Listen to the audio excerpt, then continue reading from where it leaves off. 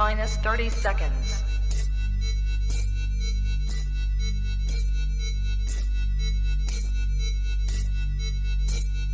T minus 20 seconds.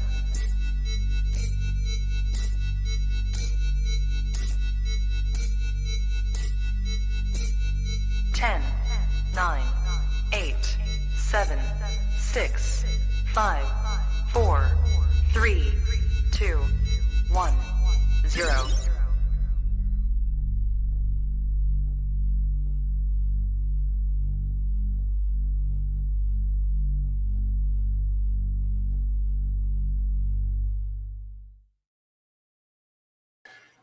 Trap Talk Reptile Network, the coolest reptile network in the world. Episode 520.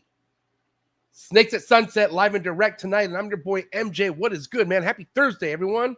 Thank you for being here. I'm your boy, MJ. Like I said, if this is your first time hanging out, if you're into keeping reptiles, if you're into learning about the industry side of the reptile keeping game and just overall pet side, whatever, man. Reptile is your thing, then this is the podcast to be subscribed to, okay? So hit that subscribe button, hit that like button, hit that notification bell, select all. You'll be reminded of every single podcast that's released out of the Trap Talk Reptile Network 7 days a week. Okay, you can listen to all these podcasts on all the major audio platforms, Buzzsprout, Spotify, Apple Podcasts. So wherever you listen to this, thank you so much. Really means a lot. Very, very excited for tonight's guest. I've heard this guy's name from some of the very first episodes I've ever done podcasting, all the way back from Unfiltered Reptiles days before. So this is going to be great. You know what I mean? I know about this guy a lot. You know, I actually got to meet him as well at a Reptile Super Show through the homie Emilio. So shout out to him first and foremost, homie Big E.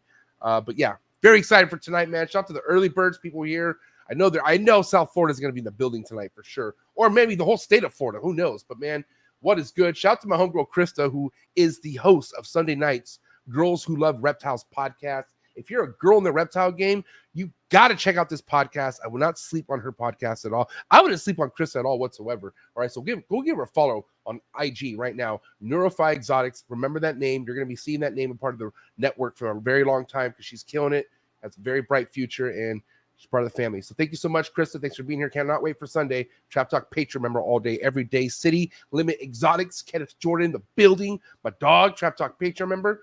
The homie Travis Gordon in the building, TNS Reptiles, Trap Talk Patreon member. The homie Nick from the Reptile Pueblo, Trap Talk Patreon member. My guy, appreciate you. Jen in the building, who just had an awesome new breed on the block episode last Monday. Do not sleep on Jen either. Definitely an awesome real one in the game. And check out her episode. I don't want to talk too much about her, but check her out, please, on Trap Talk. Great episode. Thanks for being here, Jen. The homie Ryan Manfredi, MORPH Valley Reptiles, Trap Talk Patreon member all day, every day. My homie Josh, who I have a beaded lizard collaboration with. I sent him my group of beaded lizards, and he's now on his second clutch with one of the females I sent him, and he got another clutch of eggs. Anyways, thank you, Josh. Looking forward to seeing what's in those eggs in the next fucking 9 months or however long it takes. Either way, I'm not complaining. Appreciate you, though. It's my dog right here. Trap Talk Patreon member all day, every day. And catch him at the Reptile Super Show, all right? Which I'm going to end this in style. No, me, Josh. Actually, no, I'm going to end this in big-time player style.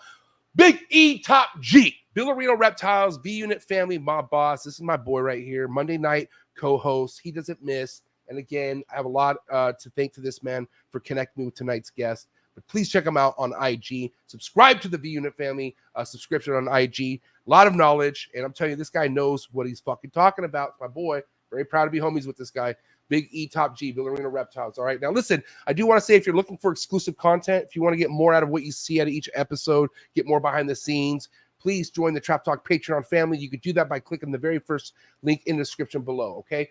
So thank you to all my Patreon members. You guys are my heart. And thank you to anyone out there who supports USARK and USARK Florida. If you don't know what USARK is, don't be embarrassed. Just click on that third link in the description below and check out what USARK's all about, what they're here for, what the whole mission is with USARK. This is very important for any reptile keeper to understand what USARK's doing for us, okay? And USARK Florida. So no matter who you support, USARK Florida, thank you so much. Really means a lot. And thank you to Phil Goss and the entire USARK family. Thank you for everything you guys do. I got to say a lot of this full-time thing that I do into the podcast game is all because I have sponsors, and I'm very thankful for all my sponsors. I really am. And one of those sponsors is, of course, tonight's Reptile Super Show, the homie Rami, who throws the best reptile show in the country. All right, come check it out. Anaheim is here this weekend. The Anaheim Reptile Super Show, the biggest reptile show in the country. Shout out to all the vendors flying in. This is going to be something you don't want to miss. Reptile super shows in Anaheim are always the best, just like a Pomona. So go check it out. Mad traffic, mad reptiles going to be displayed at the Reptile Super Show. Shout out to Rami. Shout out to the entire Reptile Super Show for doing such an amazing job. And consistency, I think, is anything you should have a part of what you're doing in life. And this man, Rami, is so consistent. He does not miss. So thank you, Rami. I appreciate you. Also, tonight's episode is brought to you by Focus Cube Habitats, #1 PVC enclosures in the game. What you see behind me are 3x2x2 feet. PVC design enclosures by Focus Cube Habitat. Go to focuscubehabitats.com. Check out the 30+ different designs that you could put your reptile in. All right. Obviously, bigger the better. I'm just saying. But anyways, thank you so much. Stephen and Ashley, Flex in Texas, all day, every day. Focus Cube Habitats. All right. Also, tonight's episode is brought to you by RGI, the RGI guys. All right. Ben and Sean over at Rare Genetic Inc. You got ball python skin sheds. Gonna get those turned in to the best doing it. All right. I'm telling you right now, these guys are on top of their stuff and they're changing the game for sure. Thank you, Ben. Thank you, Sean. Rare Genetic Inc. Subscribe to their YouTube channel and please follow them on Instagram. All right. Last but not least, shout out to the Chipper, #1 COCO substrate that you can put your reptile on. And I'm just saying, COCO to go is the way to go. I love it. All my reptiles are on that COCO to go. And if you go to COCODO.com, put in TrapFam24, you get 24% off the entire order. All right. Thank you, Chris, from the Chipper, aka COCODude.com. Please put in your order. And thank you for all the love and support. All my sponsors that I have helping me with this network. All right. You can find all the information to them in the description below. So please go show them some love. All right. Let them know that the Trap sent you. And yeah, super excited. Shout out to anyone in the live chats, man. If you think tonight's episode is worth any super chat, you want to drop a question or a topic or whatever, something that you want to make sure that I get out there, then drop a super chat. I do not miss super chats. I'll tell you that much, unless I don't like you. But anyways, let's do this. I don't know what you guys are doing, but I know it's that time to bring on Big Mike B from Snakes at Sunset, and I'm ready. I'm beyond ready. So let's do this. It is that time. Do what you got to do to get your mind right. Do what you got to do to stay hydrated. Episode 520. Mike Barrera, Snakes at Sunset, coming at you right now. Let's go. Choo!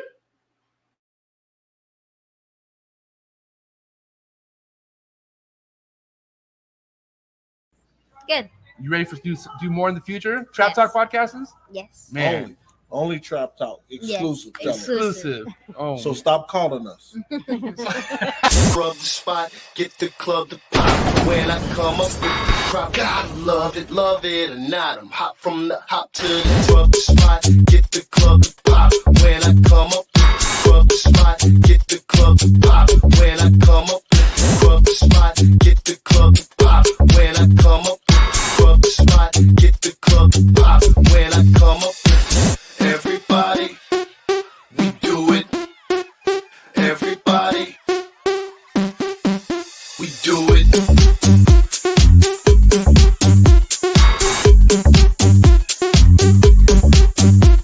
Do it. Do it.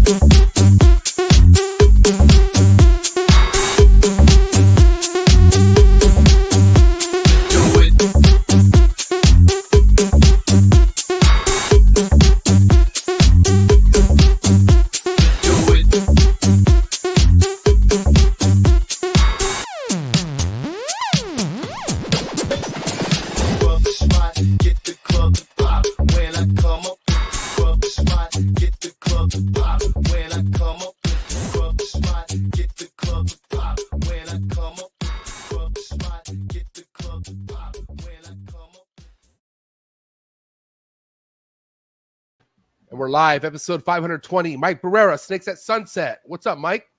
What's going on, guy? What's up? Good to have you, bro. Thanks, man. Thanks for having me on, man. What's crazy is like it legit, so many things clicked in my head after meeting you at I think, what was it, Pomona? It was Pomona a year ago. I know you were just at the last show, but Yeah, I think it was the one in January. Wait, the one in January, I think. Yeah. Well, I've been to the last few, so You have, yeah.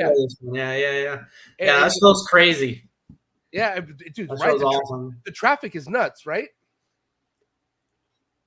Like if you to walk, like I hate forgetting to buy something on one table and having to walk across the entire thing to get it, and then I get there and it's gone. Yeah, that's crazy. That shows. I tell people that show's totally different. It's packed. And it's one of those shows that you almost have to do 2 days because there's stuff that you could easily miss. There's that many things. You know what I mean? Oh yeah, 100%. Like, you know, I love the NRBCs, and I'm going to my first Daytona, which I'm sure that's your backyard show. That's your bread and butter right there. So, and I don't know what Daytona's like, but I even know even Tinley's, like, I could get it all in on a Saturday and Sunday. Like, I'll say goodbye to people, but like, you know, you could get it all Saturday if you're there. But a super show, man, there's so many fucking booths. It's spread out. And so anyways, it's quite the time. But what I was going to get at is, yeah, shout out to Emilio for connecting me with you, because after he introduced me to you, because he called you, he's my man Mike, my boy Mike. You know who Mike is? And then he said Snakes at Sunset. And that name has popped up, bro, since the very first few podcasts I've ever done on this show, you know? And I'm talking like 5 years ago. I'm one of the longest running podcasts out there. Yeah, so like, and mind you, I had Mike Lehman on the show from the Gourmet Rodent, who's brought you up. Yeah, so I'm like, this means a lot to me. I love having you here, man. So thank you. All right. Cool, man. Appreciate the invite. Yeah, I've known Emilio. He came into my shop when he first started in the beginning, and he had a pair of albino hognose. And he's like, hey, you know, I'm going to sell these, whatever. I'm like, all right, I'll get them. And then he got it. He nosedived into the ball pythons. And now look at him, you know, he's doing great. Dude, for real, you know, and right now, as you know, ball pythons, even people who were doing great aren't doing so great. It's not an easy area in the reptile world to be good at right now, unless you're on top of your shit. Like you got to be sharp, you know, and that's why I fuck with, you know, because here's the thing, man, like, you know how social media is. There's a lot of voices out there now. There's a lot of people trying to, you know, guide others, but a lot of people guiding don't either have the experience or they really suck, or they sucked at it. They weren't good. And Emilio is someone who's really good at what he does, you know? So for him to be a part of this network and to have him like help me with this means a lot. Like that's like, cause he's one of the realest doing it, you know?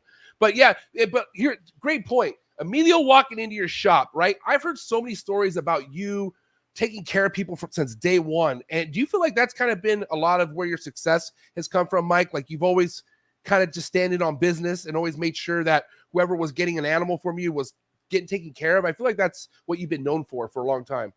That's the goal. That's the point, you know? Right. Because the best customer is a repeat customer, you know, even if, you know, like, even if the one person has a great experience and only tells one person, you know, that's what the goal is, like, just to have repeat customers. And I always thought from the beginning, I was like, man, we need to, it's not about making, you know, like a business. It's not about doing all this stuff. It's about expanding the industry where we have recruitment. There was a period where the recruitment rate was horrible. Like nobody was getting into reptiles. It wasn't like that's the main thing. There's no business without recruitment, because people come in and out of the hobby, not even the business. Yeah, the hobby. All the time. And the problem is a lot of people get into the business and into the hobby as a business. Right. And what do you think COVID did? COVID did that massively, bro. Yeah, and like people only got into reptiles because they thought they could make some money off of it. You know what I mean? Yeah. So we need to get like the recruitment on I don't call them the low end, like newbies and stuff are the ones that you got to take care of. Right. Because those are the ones that eventually become Emilios, you know? Yeah, exactly. Because they grow and then they spread it and people see how, they're having fun. They're doing good. You know, even if you break even, as long as you're having fun and stuff, you can't think of it like as a huge, you're going to make millions in business. You just got to get people into it. And then the business will grow itself. The industry will grow itself. But you want recruitment. You want people to be recruited into the hobby first. Right. And this is a crazy example, but it also kind of touches home what we're talking about. But how many people do like golf as a hobby? All right. But how many motherfuckers are trying to become pro golfers and make money off of it? No, like it's like something they do to get their mind off things. Right. Exactly. And that's what the reptiles is for. It's a peace of mind. Like, man, like I always said, like I had quite the, life before I got into reptiles, but then I finally had something pull me away from all the bullshit and make me realize like, this makes me happy. You know what I mean? And everything just started kind of falling in place after that. But dude, for me, it came late, like, better late than never, but I was already like 31 or 32 when I got into this. You've been in this for a long time. And I know this for a fact. You don't look that old either. How old are you? 41. Oh, perfect. So yeah, we're around the same age. You're like 2 years older than me. So, dude, let's take it back, Mike. I want to know how the hell you made it this far, because I heard Florida's no joke. Like, you want to talk about the mecca of the reptile world? Florida's it. It's chapters of where everything started. Florida's it, and then also cutthroat shit too, man. Like people taking each other out. Like it was a crazy world from what I heard, and I just want to know how you survived it. But what made you want to do it at such a young age? And let's take it from there. You know. Well, like it started as a hobby. You know, like I live in Florida, so you just go outside and catch a bunch of different types of lizards and snakes and stuff. Right. And, you know, I went to a couple schools that were like in the epicenter of where all the cool reptiles were, like Key Biscayne, where all the iguanas are from the zoo and all that kind of stuff. And you just meet another kid that's into it, and you skip school and go catch the stuff and throw it into your desk and hope the teacher doesn't find it, you know? And then from there, you know, I would go to they go to Strictly Reptiles, because my neighbor, 2 houses down from my original house where I live with a kid, my neighbor, he passed away a couple years ago, Mike Donnelly. I would trick or treat as a little 8-year-old, and I'd go into his yard to knock on his door, and in his window he had a huge tank filled with spotted turtles and water dragons and stuff. And I was like, whoa! So I like go there every day to go look at him and hang out with him. And he introduced me to couple places like Strictly Reptiles and Natural Selections, which is no longer around, but it was like one of the original reptile stores in the country. And, you know, I would go there, and that's when I found out, like, wait a minute, if I catch that lizard, he gives me $10. You know, and I show up with like 50 lizards as like a 12-year-old, you know? Well, in this case, there you go. Yeah. Wow. So then, you just build relationships over time. And, you know, I've worked for some of the original main guys down here. And, you know, to this day, we're still friends if they're alive, you know, so everything is connections and doing the right thing. I mean, it's not what you know, it's who you know, right? That's kind of how it, exactly. especially in the beginning, because you got so many people, Mike, that they Google research very heavily and they watch a lot of podcasts. Yeah, I don't have any of that. Yeah, but like they think that's what they need, but really, man, it's the first-hand experience is what's going to change your life, right? And by you going to people's collections, like even going over that neighbor's house, seeing that tank changed everything, but it's not something you could really do via internet. Like you got to see this stuff. You know what I mean? Now it was different back then, but now that's what it is. It's all on the internet. Like, like I hate to say it, but there's a lot of things. A lot of the older guys call people, you know, deli cup cowboys, because they don't even know what country a ball python comes from, and they have 500 of them. Like, come on, man! Like, it's from Africa. It's like, no, it's not from Africa. It's from Togo or Ghana or Benin. You know, like it's not. they don't know the scientific names of a bunch of, which is fine. You know, like it's fine, but. It's fine, but also like if you've been in it for a while and you're making good money, like it's not fine. Like you should really kind of put effort into it. And I gotta tell you, one thing I love about Forrest, rest in peace. Did you ever know Forrest Fanning? Did you ever hear about him? Yeah, okay, dude. Cool. Me and him were tight, man. He begged me for years to buy some albino turtles I had, and I wouldn't sell it to him. Fucking A, man. But you know, he was my first reptile friend that would just spit out all the actual scientific names, and I'm like, bro, how do you have time to even study this shit? You know what I mean? And it wasn't about it. No, dude. It wasn't about studying it. It was like, for example, for me, I know all the names because I'd have to write invoices for customers because I worked at Zoological Import. So I'd have to write, you know, we'd get a shipment in, I'd have to put it in the price list, and you repeat it, type it, and then you know, we just end up learning them.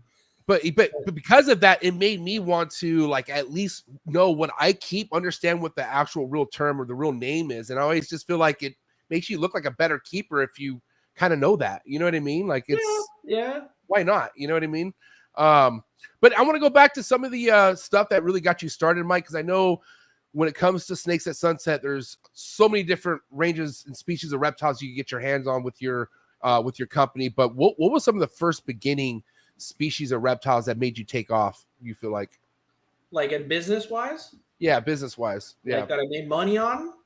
Yeah, I mean, obviously you need money to kind of take it to the next level, right? And as you got in from hobbyist to like the business, I'm saying what was it that made you actually take it to a business standpoint, you know? Okay, so I've always been a turtle guy. Okay. Right? And I bought my first albino red ear sliders, you know, back in the 90s and stuff. And I raised them for fun to breed them and all that kind of stuff. But since I was in the business of like catching iguanas and selling them to certain places and stuff, and, you know, just buying stuff, keeping it, selling it, whatever. When I would go into these places, I'd go into a place like Strictly Reptiles, and there'd be 20 crates of baby ball pythons there, and people fighting over opening the bags.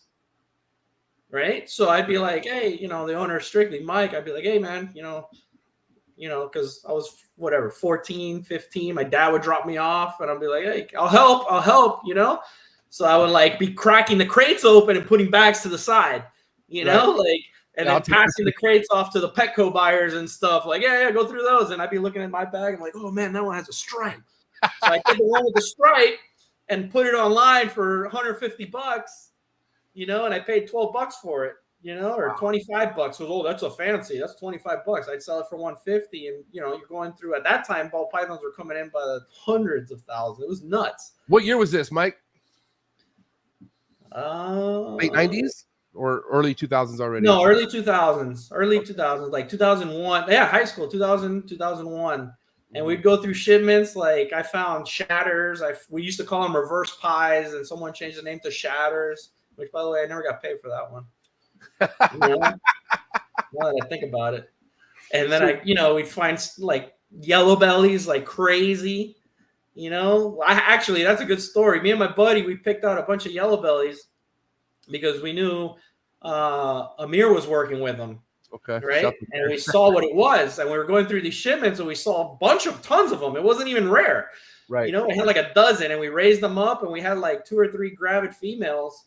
And that was when ball pythons were so hot, people were robbing your place. And somebody came in and stole the entire rack of yellow bellies, and they were all gravid. All the females were gravid and everything.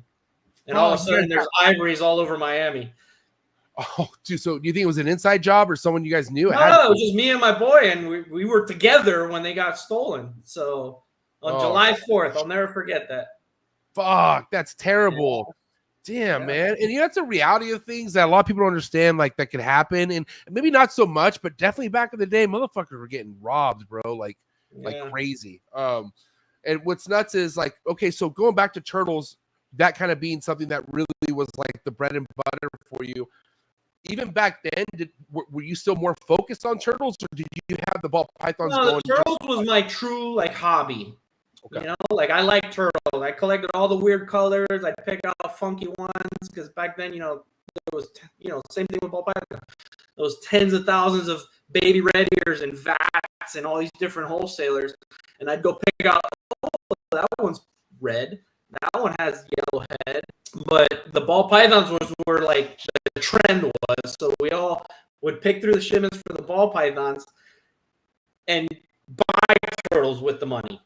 You know? Okay, because that was your passion. Yeah, because I like them. I always liked turtles. You're right. I mean, ball pythons did all this for me. Like I mean, when I first got into this, I didn't have fucking no money, and I'm not trying to say I didn't have anything. I'm not trying to pitch anyone to do that, but anyway, it just worked out where the ball pythons really made me like have stuff that I'm really obsessed with. You know what I mean? Yeah. They were like catalysts for a lot of people. Right. It's like it was like the gateway, I feel like, right, for so many different people. But back then, like, were you a part of? First and foremost, what's your relationship to the Bells? Because they're obviously talked a lot about with when it comes down to Florida. Yeah. Were you working close with them at all, or did you have any relationship? I didn't even know they existed. Okay. I didn't even know they existed until like I became like a legitimate business where I was like, who's selling to these companies and stuff, Right. And then I would reach out to them like, hey, I got this, and they'd buy 100. Then they did it, but and stuff like that. Then I would start getting their price list and buying stuff from them and stuff like that. But I didn't know them until now. Now we're like really good friends. I mean, I hate to judge, but when you have someone spending so much fucking money, you kind of have to like think like, who are these people? You know what I mean? And then you start to connect some dots like, holy shit, and that's still what happens. Like people think the ball python game is like fucking goddamn going downhill, but no, bro, there's still people coming in and dropping stupid money. It's just not as much because it's not COVID time. You know what I mean? Yeah, but it's in COVID, it was quantity. Right. Yes. It was quantity. So like you have all these, all those snakes that after a year are grown or older, yearlings and stuff, and they're still available. During COVID, it was like feed it 5 times, it's gone. No matter how many you produced for certain companies. Right. So like now it's back to normal where there's leftovers at the end of the year, and then you get deals on those and stuff like that. We were fighting over snakes. Like the Bells are big producers. There's a couple other big producers that, we would like fight over buying snakes from them because it was so crazy during COVID. And at that time, did you guys have a good feeling about where the ball python game was headed, or like what were you guys kind of talking about, seeing how these things were getting fought over and whatnot, and the amount of some of the snakes going? Did you guys kind of have an idea that this was going to blow up for as much as it's now? Talking about back in the day, like when we were picking. Yeah, but that was the reason we were going crazy looking through them. Because people, you go to a show and there'd be, this is what I knew it was going to be crazy. I went to the Orlando show, which is now in Daytona. As a kid, my parents would drop me off, and I'd spend the whole weekend there, sleep in the lobby and everything. And they would go to Disney with my sister, right? As a 14-year-old, whatever, and then you have Reptiles magazine with the ads, Bob Clark with his, all his cool ads and posters, and Peter Call and Sandfire and all these old school companies that started all this. And I would go to the show, and I went to a table, and I don't know who any of these guys are in person, right? I'd go and I would see a table with a black tablecloth, and there was 2 little containers on the table with pieds in them, only 2. And I would look at it, and I'm like, wow, that's a freaking cool-ass snake. 2 pieds. Like, I hadn't seen them yet in person, or even in the Reptiles magazine, I hadn't seen them yet. Because there was there was no internet. So I'm looking at these containers. I'm like, oh, I want to buy that. How much is that? $45,000. I'm like, what? And I see somebody come up with a little brown bag, give it to Pete, walk away with a snake. And he put another one from under the table on the table. And then somebody else would come and buy it and put another one. Like all day. What? And he would only display a couple, huh? Like he wouldn't put only a couple. At that show, he only had a couple. And I later shows, he'd have like 300, and they were still 10 grand a piece. And he would sell a ton of them. It was nuts. It was crazy to hear about that. People were jumping in. And a lot of people made a lot of money. There's people that made more money with pies than Peter Call. 20 years later. That's wild to think. And for now, like, how long did you take the ball python game? Are you still there breeding now for just the pet trade side, or are you out? I dabbled in breeding. I had a pretty big collection of pies and clowns because like those are the pet ones that people are gonna want when they're cheaper. Yeah. And then I was like, man, it's like almost, I wouldn't say cheaper, but I have a lot more time if I didn't have these breeders.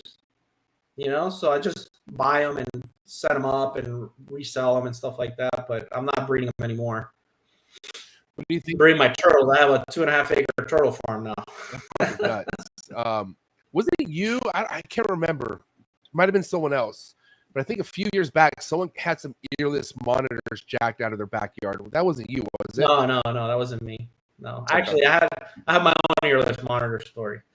I imported 6 of them from Japan, right? And only 3 showed up. Whoa. And U.S. Fish and Wildlife confiscated those 3 because they said they've never been exported or whatever, legally, blah, blah, blah. And I'm like, dude, they came with paperwork and everything. Like, I don't know what to tell you. They came from a zoo, right? And like, oh, this and that, whatever. The other 3 never showed up. They got out on the plane or something. The packaging was horrible. And they're at like certain zoos in the country. Now those 3, they found them eventually. But I had to get a certificate of origin from the Japanese Prime Minister to Fish and Wildlife to clear them. So they did take half of them then. Well, they never gave them back, like because they were loose on the plane. So the plane found them and gave them to the zoo. The zoo spread them out. Oh whatever, shit! I got what you're saying. They got out on the plane. I never got them, and that's when they were like $4,500 a piece. Damn, that's crazy. Yeah. Now with the widespread, with the widespread of reptiles that you have currently available, like when did it get to that level? Like when did you have that many different reptiles available? Well, it's. I mean. I have a shop, right? So we have a shop that's a freestanding shop. It sells reptiles and stuff like. How long you had that shop for, Mike? Since 2006. Oh wow. Okay, respect. Yeah. Almost 20 which years. Which was there 10 years prior to 2006. I bought it from someone in 2006. But that's like the newbie shop. Like, it's a reptile specialty shop. There's nothing in it but reptiles and reptile supplies. But it's not geared for reptile people.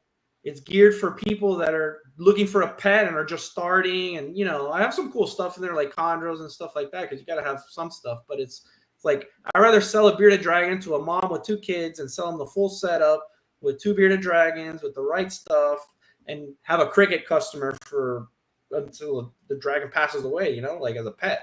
Right. That's what I want. I don't want to sell to the guy that's like, hey, man, if I buy a desert ghost, a xanthic, triple head, whatever, can I sell it? You know, what do I breed? No, I don't want that customer in the shop. The shop is like, you know, it's a pet shop. It's a reptile pet shop. Online, though, I'll gladly sell you a desert ghost, blah, blah, blah, blah, blah, whatever, you know? Right. And Right. and my selection is like 95% captive bred. And I think that's where it's going nowadays. Like, the import thing is old. Like, there's nothing really worth it to bring in huge number. Not even normal ball pythons anymore. Right.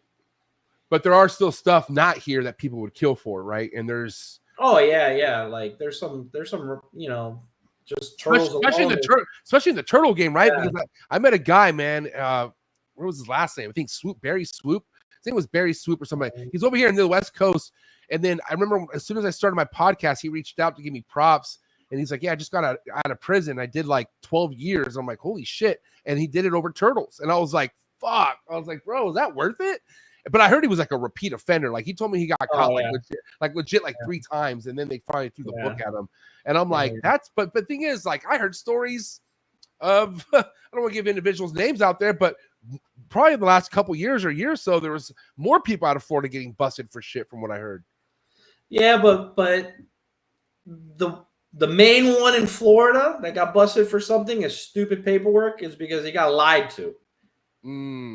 And what do you mean? They got wasn't anything on purpose. Like, he put too much trust in a person from overseas, and that person abused the trust and was throwing in stuff into the boxes because he let him pack his own boxes and all that stuff, and was putting stuff in boxes you weren't supposed to put. Why would they want to do that? So that don't make sense. Why would they want to put not stuff? to wait for paperwork? Oh, got you. Okay. The government will take 6 months for one freaking CITES, bro. Like, and they're sitting on it. They're just they just don't want to for a $50 lizard. Like, it's right. It's that's what happened, and he got tied up into that, and it was so laughable that they let him out a year early. And he got it like a year and like 2 months or something. Damn, wild. So now, but the import game was everything for you in the beginning, right? Like, we're talking. That was the majority of the business. Yeah. Right. Okay. And so, like, for the whole industry. What were these animals coming in like back then? Like, as far as like, how do they look? Like, were they any like, you know, a lot of sick looking animals, or were they all pretty fresh looking? No. In general, it was really good quality because you don't get paid if it's not good. Tell me more about that. So they would pre-send you these things without getting money? Yes. Whoa, that ain't happening now, obviously, right? Fuck. For me, it would, but for a lot of people, it wouldn't. That's the thing with me. Like, I mean, I'm not like tooting my own horn here, but that's why people offer me all those cool things like the albino Suriname boas and the albino bearded dragons and all that kind of stuff, is because they know I pay. So, like, but back in the day, you know, there was 50 importers. And most of it was on the arm. That's what we used to call it, on the arm. Like, yeah, ship me 5,000 ball pythons, 1,000 savannas, 200 African fire skinks, 200 side necks, and on the arm.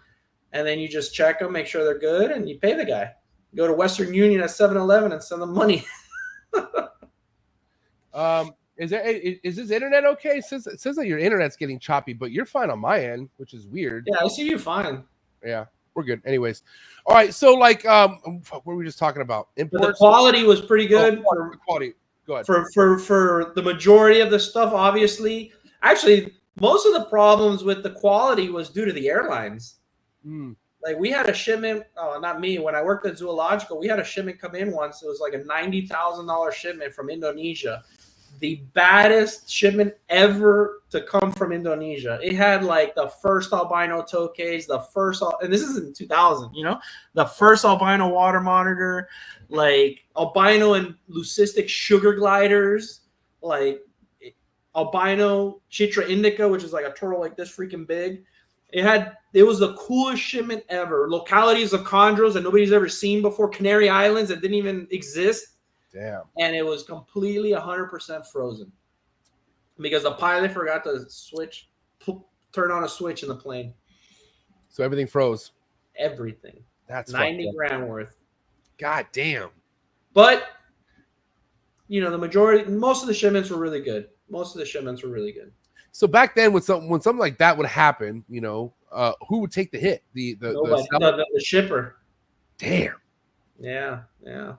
The issue with the imports was the people here.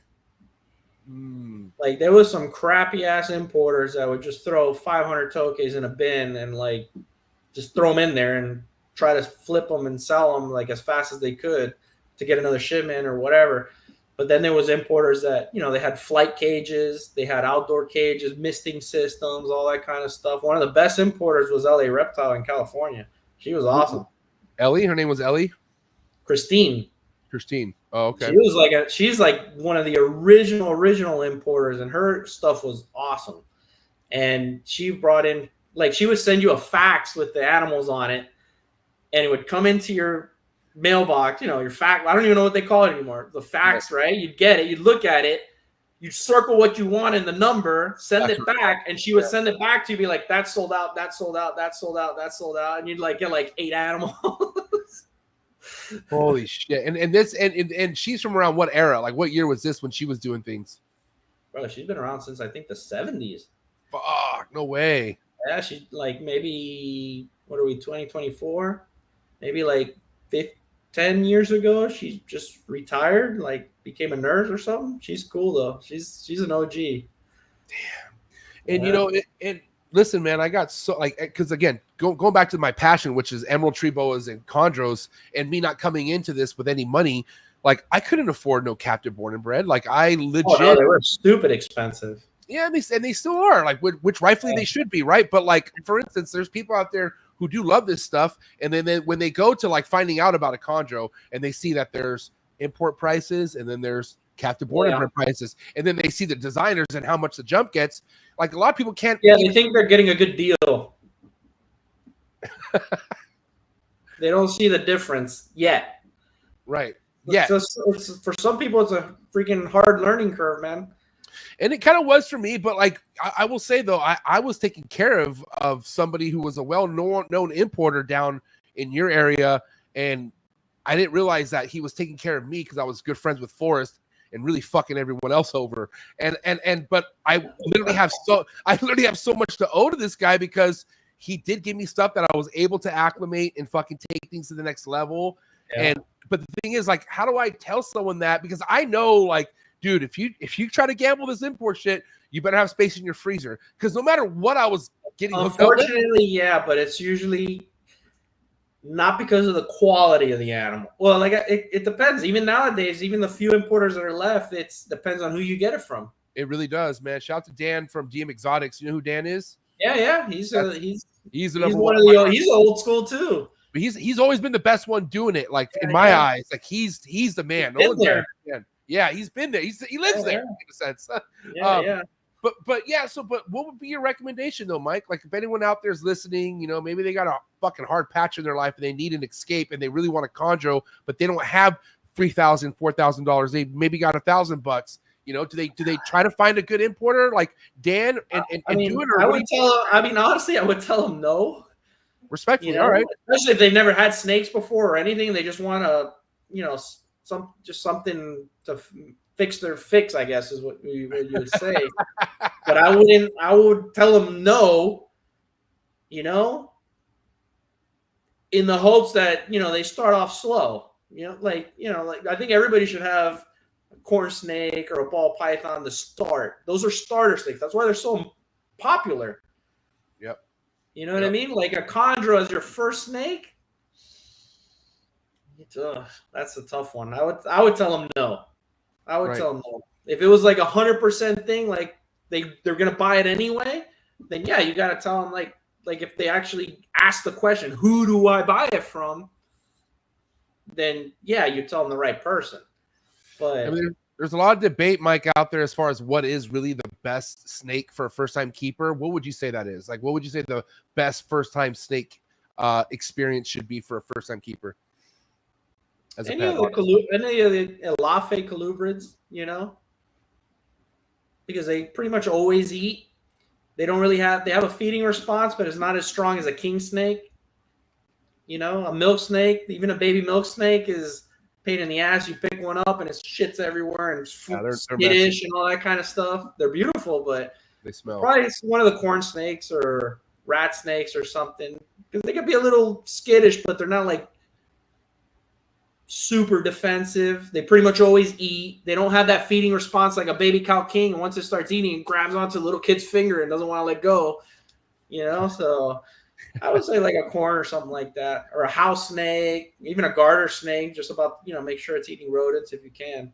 That's a good point about the colubrids, right? Or as far as like certain species of colubrids that aren't going to mess with you when it comes to eating, like they're tanks. They'll eat most of the time. Yeah, most of it. Obviously, it depends on your husbandry, right? Like if you're keeping it right, shouldn't be an issue for the most part. But that's the same with the ball python too. Like, yeah, they could shut off in a sense, but like if you're kind of on top of your husbandry and everything's straightforward, like it shouldn't be an issue. But the thing is, not a lot of people are on top of that when it comes to having a pet. They almost want something they can neglect in a sense, you know? That's why reptiles have taken off almost more than dogs have, because people are too lazy to take care of dogs now. You know what I mean?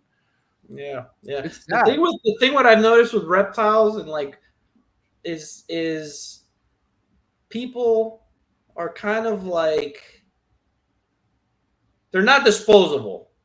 Right? I don't see that vibe like you're buying a beta or something where like a lot of people are like, whatever, it's, you know, $5, you throw it in a bowl. Flush it. But like that's what people, the general public is like, whatever, it's an impulse thing. Snakes and stuff, like ball pythons and stuff like that, I don't know. It's like they kind of,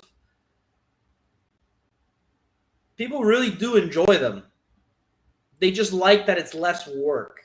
Yeah. And the problem with that is, like, say you got ball pythons or a snake that's not eating good, is they automatically only read what's online. They never like see what the animal wants. Like people don't notice that the ball python's always on the cool side. That's not normal. Yeah. You know, it's supposed to like want to be warm. That means your warm spot is too hot. If it's always on the cool side, there's an issue. You know? And people don't see that. And they're just like, oh, it's not eating. It's not eating. It's not eating. It's like, yeah, because it's always cool because this side's way too hot. You know, like there's variables. And that's what I noticed with reptiles is people don't read the reptile, what's telling them. Like it's always hiding. It's always hiding. It's always hiding. It's a daytime lizard. Why is it hiding? Because it's freaking terrified or something, you know, like cover the sides with paper or something, make it feel a little bit more comfortable, stuff like that. People don't read reptiles very well, like they would a dog or a cat. A dog is scared, it cowers. Yeah, but reptiles, it's hard to tell. It is, but it's really nothing against people who can't connect the dots, but also like you got to read the room and say, well, maybe this isn't for you, and it's unfortunate, but you should at least figure out how to fucking understand when there's a certain behavior acting with, and I'm talking mainly people who have a room full of reptiles, right? Because with COVID, man, and all these people coming in, you know how many fucking people at some point, like a couple years after keeping, I'm like, holy shit, bro, like why does your snake look like that? Like that shouldn't be happening. Like that's not a normal thing. And there's just some people who just don't have the eye. Like they don't understand, like, you know, your snake needs water, right? Like you understand that's important.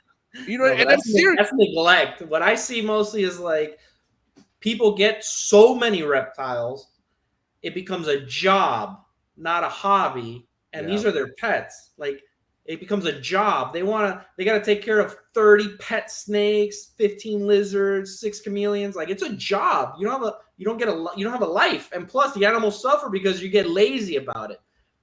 Keep what you can comfortably keep and not have it as a job. Like a hobby. You want to get to the hobby point. Problem with reptiles is it's very easy to jump from hobby to 50 reptiles in a bedroom.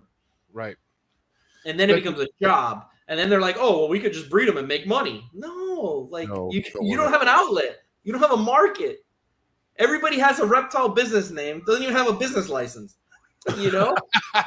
Like, you're not even an LLC on that. You know, like, do it right, do it slow. And if it grows, like say like your chondros in the back of your screen there, someone has 6 of them, you're in the 6, you get really good at those 6, then you get, you know, keep back some, you grow to 10, you grow to 12, you know, like you do it slow. But most people are like, I want 30.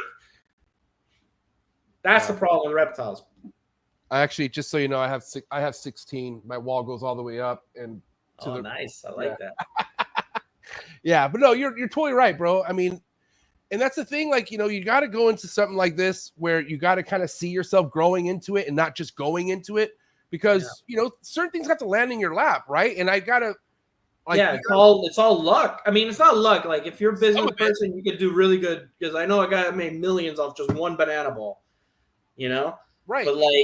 But that's guys that lost tons of money buying one banana ball, you know, like. That's the thing. But the guy had a market. He knew what he could produce, what he could sell, what he could pay for the food and feed and all that stuff. And he grew.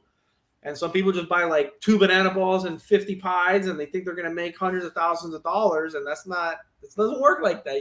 Like, they don't even have a market. Yeah. And then, you know, the people who do make good cheddar in what they're doing, like, you know how much they're still in the hole probably? Like, it's like, you know, depends. I mean, but, you know, for the most part, like, especially people now who are just now kind of turning the corner, but they go how many years not making a fucking dime, which is supposed to happen. Like, that's kind of the norms of growing any business, is not worrying about making any income for the first few years. Yeah, it is. And what a lot of people never calculate is time. Like a lot of people that I see, they go to a show and make $400 and they think they had a great show. And you're like, dude, we're going to the Sizzler. Yeah, I'm buying drinks at Daytona. Like, dude, like they don't know, they don't understand the margins. Like I go to Daytona and I know I'm not going to make any money. I'm going to break even because of everything that I buy, everything that I bring just to break even, so I can use money to buy stuff there and take it back for my exports and stuff. But people don't calculate time, hotels, anything. Like, it's like, oh, dude, that's not a business. You're a hobby still. A hobby loses money. Right. Majority of the time. Right. A business, you're supposed to profit, or at least pay yourself a paycheck. Your business can make $0 as long as you pay yourself some money as a paycheck. But most of these businesses don't make any of that. Like, they just say, oh, I sold 5 snakes for 10 grand. Yeah, but did you pay yourself? Did you calculate your rent, your mice, all that? They didn't do any of that. So they really like lost 3 grand. Yeah, man. But that's like kind of what it comes down to. Like, don't consider yourself a business if you're not counting these numbers. You know what I mean? Because that's what comes down to seeing where you're doing good and where you're doing bad at, you know? All that stuff matters. When people ask me, like, oh, what should I buy and make money on? I go, dude, do it as a hobby. Do it for fun. See if you like it. If it grows, it grows. But it's not one of those things where it's like, drop 50 grand and you're going to make 200 grand in 3 years. It doesn't work like that anymore. And one of the things that, you know, like I said, I can't leave the ball python game because the way I market myself, and I still have relevant projects where I make money off of it, and I'm very thankful, right? Market yourself. I market myself, right? Because you have to. You got to do what you got to do, right? But, you know, one of the things that kind of steered me away of like going so heavy into ball pythons is like the amount of people who expect you to tell them what they should do with the snake they just bought. And I'm like, dude, like, what do you mean? So you dropped $3,000 on this snake and now you don't know what to do with it? Like, how the fuck you do that? Like, that's a lot of money. Like, that's not just ball pythons. That's everything, man. In general, yeah. You know, like people bought turtles, like thousands of dollars worth of turtles, and they don't even have like places to put them when they're 10 inches. You know, when they're full grown, they're like, where are you going to put them? You live in a basement in Ohio. Like, you have no room for 30 turtles that are 10 inches. Oh, but I'm going to make so much money. It's like, dude, it doesn't work like that, man. You got to plan it out and do it. Grow naturally, organically. If you try to force it, that's where the problem is. And that's why so many people drop out. And then they sell stuff super cheap just to get out. And then it hurts everybody. It's hard to. It's a balance, you know. Yeah, for sure. But it's something like, you know, that balances out over time, you know. But you got to find out where the happy medium's at with everything, you know. Because mind you, like, you know, what's your day to day like? Your 9 to 5, like. You know, do you have fucking 6 kids and a wife who doesn't really like reptiles? Like, what's your whole situation like? Because everyone's situation's different. You know what I mean? Yeah, everybody's different. But you got to find out what you can handle. And I just, you know, that's why it's like, you know, I do all my, you know, one of my jobs is putting out social media stuff like this, right? But I do know there's so much stuff out there that gives people the confidence thinking they can get 100 reptiles and just do it themselves in a basement, in a room. What the fuck ever, you know, I'm you know, still live at home, so I could do this. But I feel like long-term thinking is like how you really, you know, safen your net in this game is thinking down the road, you know? Yeah. You got to plan it. You got to, like I tell everybody, I'm like, and they ask me those same questions, like, oh, what do I breed? What do I do and stuff? It's like, it's almost annoying, but you got to talk to them. That's a customer. You do, yeah. You know? Even if they bought it from someone else. Because they're going to sell you the babies eventually. Like someone like me, they're going to sell you the babies later, you know, at least the byproduct and of what they're trying to get to. But I just tell people, grow slow. Like get, you know, 1 pair, 2 pair, 3, you know, just do it slow because like I see people walking around with like 17 different little baby ball pythons at the show. And I'm like, oh, you got a store or something? And they're like, oh, no, we're going to breed these. And I'm like, God damn. That's a job now. Like, do it as a hobby. Grow slow. And then if you start getting, you know, momentum and people like you and buying from you and stuff, then you grow your business. But that's the only reptiles is for some weird reason, people like automatically think they're going to make money buying a pet ball python. Like, because all the stuff online is about breeding ball pythons and selling them. Yeah. You know, so they automatically think I'm going to buy this and breed this at a pet store, and then I'm going to make this. And it's like, it's not really not how it works. That's why it's kind of like, you know, I can't talk too much shit because like I talk about reptiles and stuff like that. And I know others do. And it's like, not, you know, I can't force someone to listen to like certain people. They can listen to whoever they want. And I just know there's so much misleading stuff out there, bro. Like really, really misleading stuff that could, like you said, you're turning this shit into a job right off the bat. Like you don't have no enjoyment. Like you're just, boom, I have to go in there and work. I'll tell you this. The successful people in this business, it's a business. It's a job, technically. Right. But at this point, if they're successful, the really successful people, now it's back to a hobby status.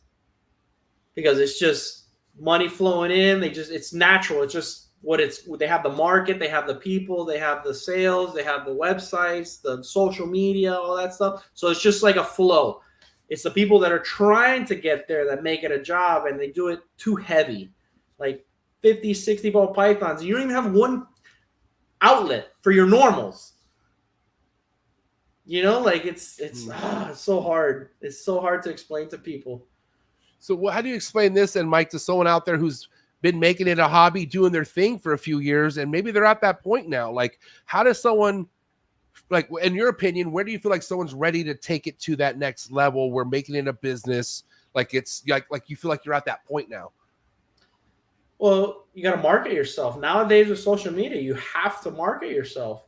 Even if it's little BS shit here and there, like posting in little groups and like, hey, check out this clutch I just produced. Like, just keep flowing, keep putting it. People produce a clutch, post one picture on their personal page that 3 people see, and it doesn't sell. And then they're like, oh, ball python market's crashing. Nobody's buying anything. And it's like, dude, this was a joke. You only have 3 people. The algorithm only lets 3 people see that on your Facebook, even though you got 5,000 people on there, you know, like that, like once they get to the point where they're selling stuff, they're doing stuff, or they think, you know, they're producing good stuff that, you know, is marketable, whatever, and they market themselves. Most of the people that I see grow usually share a table with 2-3 other guys, 1 table or 2 tables at a show, and they go to the shows and they talk to people. And most of the shows that are local, so you see the same people over and over again. So that the people that are shopping see you, build trust with you, and then they'll probably end up buying from you, or at least recommending you or talking about you or something. and then you just got to grow. It's organic. You can't force it. You can't. It's luck too. There's a lot of luck. Yeah. But see, with social media, you can paint a picture that you're really not. And that's where what you're saying, it makes a lot more sense, because you can do whatever you want on social media. But if you're not going face to face and putting yourself out there like you should at all these shows, first and foremost, like, I mean, getting your name out there is a fucking investment, because you should be flying these NARBCs, these Daytonas, these fucking super shows, and seeing who the fuck's who. That's how that community's built, and that's how you get connected. Because like, going back to, like, it's not what you know, it's who you know. You're not going to do this by yourself. I don't give a fuck how much money you drop into whatever species, how good you are at marketing. If you're not connecting, marketing's connecting first and foremost. So if you're good at marketing, you are connecting with the right people. But Mike, you're not going to do this by yourself, bro. There's no way. Yeah, I mean, obviously there's competition, a lot of it, especially with ball pythons and stuff, but it's out of control. The marketing aspect of it is where it's at, because and social media. But like, I mean, there was only a couple people in the beginning, sponsors, that I even knew. I was like, oh wow, that's cool. At least they're getting out there, because I didn't even know that person exists. I'm gonna hit that person up for whatever. Like, I saw, like, that guy does chondros. I'm gonna look it up, you know. But you have to get out there. If not, nobody's gonna know who you are. It's such a good point, man. I mean, and just even see you all the way on the West Coast. You know what I mean? Like, you can't. Oh, yeah, man. I'm so pissed I'm not going to the show this weekend. Oh, yeah, dude. But hey, but talk about a show you are going to, Daytona, obviously, right? Yes, that's the only show we vend now. We used to vend almost all of them, and now we only do Daytona. And dude, this is, I'll tell you in person why I haven't made it to a Daytona yet, but this is going to be my first Daytona. What can I expect, Mike? Okay, so Daytona is like my home show. Right. I'm used to it. Florida, you know, all that kind of stuff. The same vendors, all that kind, you know, like that atmosphere.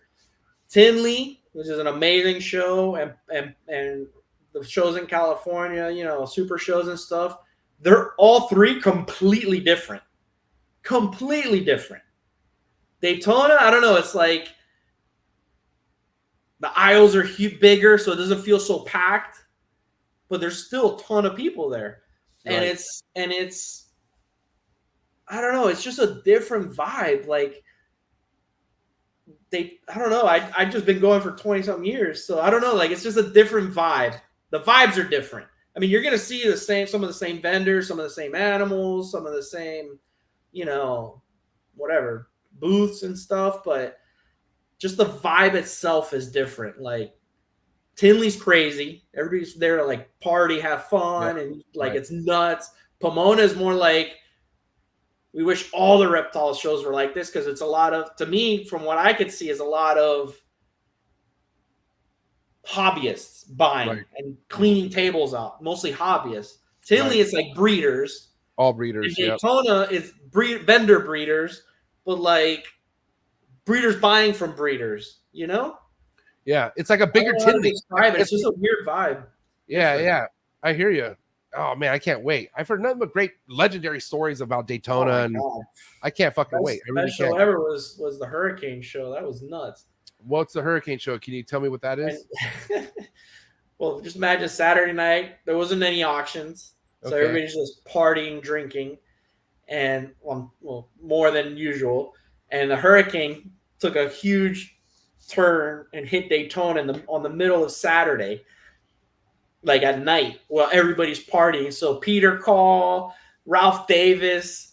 I can't believe that people don't even know who Ralph Davis is anymore. That's crazy. That's like the original marketing guy for ball pythons. Like, he had like 50 people tattoo their logo onto their bodies. That's marketing. For sure. Well, at that show, everybody was plastered. Everybody's partying out in the middle of the Hurricane. Peter Call's running around the street half naked. Like, yo, it was the best show ever. All the rooms got flooded. The only thing good was the Reptile building was perfectly fine, you know? But the hotel itself got fucked. Oh, my God. It was nuts. It was crazy. Dude, that is nuts. That was fun. And so you were all the way up to the lobby. So your first Daytona you vended was what year? Dude, I don't even remember, man. That was a long time ago, dude. That was 06? Probably 06, 07, yeah. Yeah. Yeah. It took a while to get a table. It took me like 2-3 years to get a table. Wayne Back Hill. then, the tables were like gold. Like, you could not get a table. Wayne Hill's the guy who throws that show, right? Is that his name? Yeah. I heard he's quite the character. He's a tough old guy, but he's good. He's good. You're on his good side. You're good. I heard he don't fuck around with tickets. Everyone waits in line. Like there's no pre-buying anything. No. I think they changed that though. I think they changed that because so many like overseas, because there used to be an overseas show. Like the biggest customers there were all the guys from Japan and Hong Kong and Europe. There was like tons of people from those places vending at the show. It was like an international show at one point until all the regs screwed it up and it kind of died off. But now it's just like breeders. It's back to like just like another show, but it used to be a huge international show. Like there'd be like 4 or 5 tables from people from just France. Wow. Yeah, it was a cool show. Real cool show. Now, as far as what's dominated, like from what you've seen sales wise out of Daytona, it's ball pythons, right? Like that's been. Oh yeah, obviously just by numbers, but like, what can I say? Like what? Dude, I've known people that walk out of Daytona with $300,000-$400,000 cash from selling stuff. Not anymore, obviously, but like it's 4 or 5 years ago. Yeah. Yeah, mostly ball pythons, like any other show, just by numbers. But that show has a lot of colubrids and stuff like that. A lot of cool lizards. Florida stuff. I wonder why colubrids hasn't picked up popularity over so many years. Like, yeah, they're still around. People still buy them. But, like, it's been all about ball pythons in the snake world. Like, why do you think colubrids hasn't caught up or will ever catch up to where ball pythons are at? Because there was never any $25,000 colubrids or $80,000 colubrids. Like it's just they didn't morphs. An albino Honduran that Barcheck got, that wasn't 25 grand. I think it was like 3,500 or something for the first. I don't remember, something like that. The ball python was big money, and obviously that attracts the majority of the people.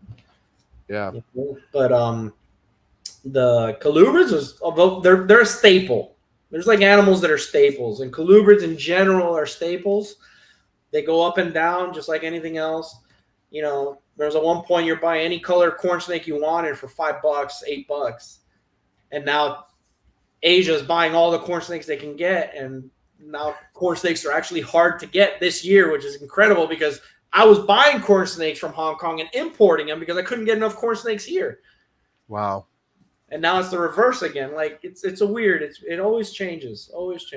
And that's the norm, though. Like that, the back and forth, the swapping. That's kind of how it's always going to work, right? That's how it should work, is what you're saying.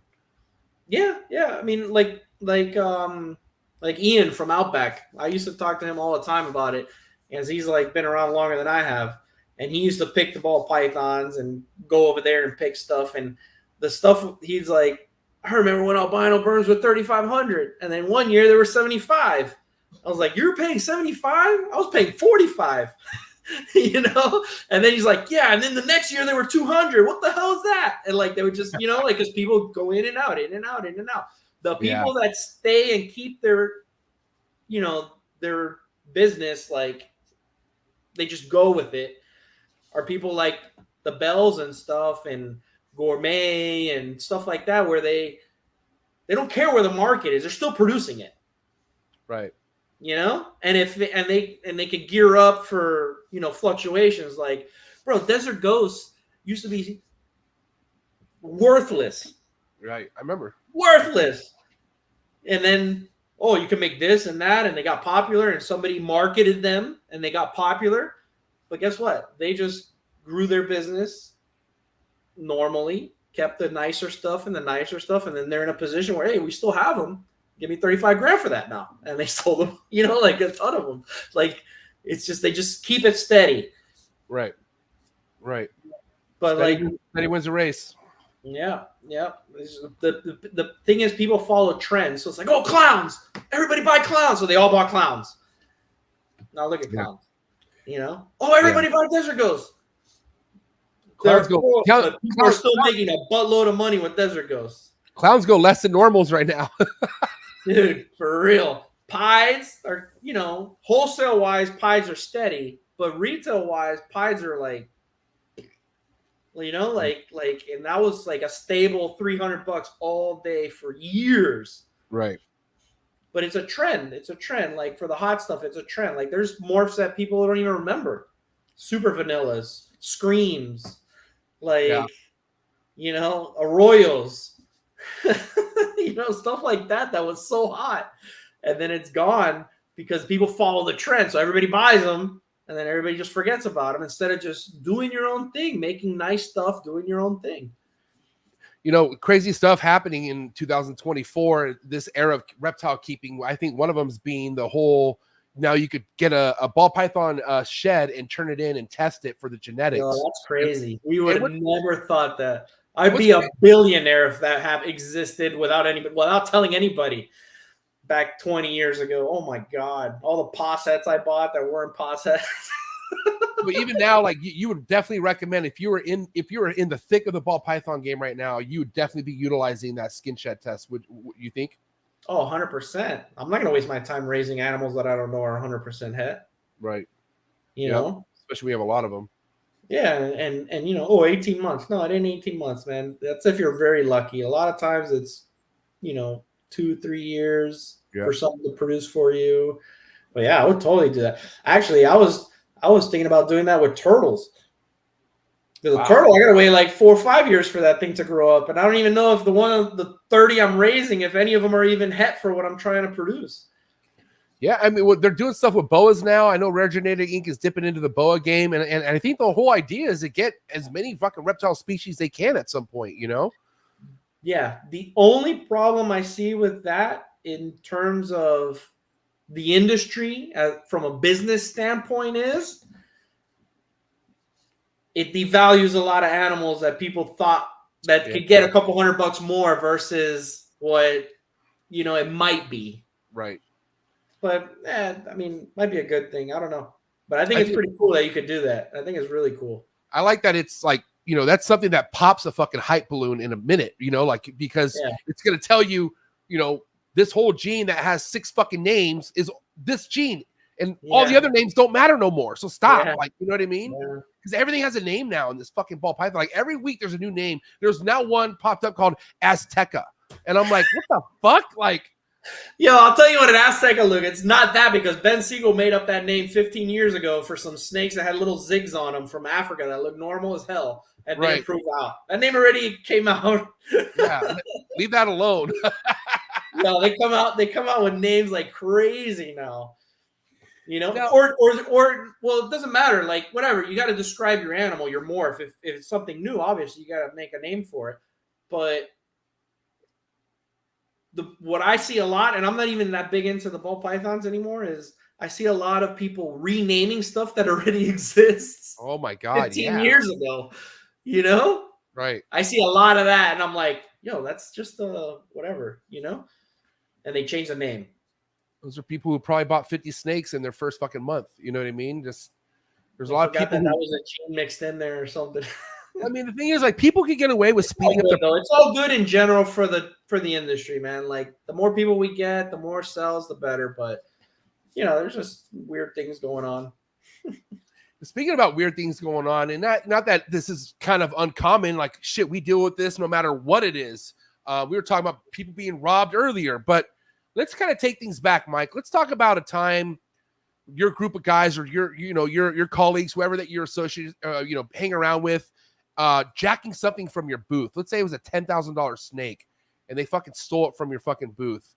Like, how would you treat something like that? And does somebody like that, like, get exposed, or like, do we tell everyone, or like, I'm just curious how theft was taken care of back then. You know what I mean? Especially at a show, like at a Daytona, if something were to swoop off someone's table, you know what I mean? The problem with the reptile industry is everybody's a bunch of pussies.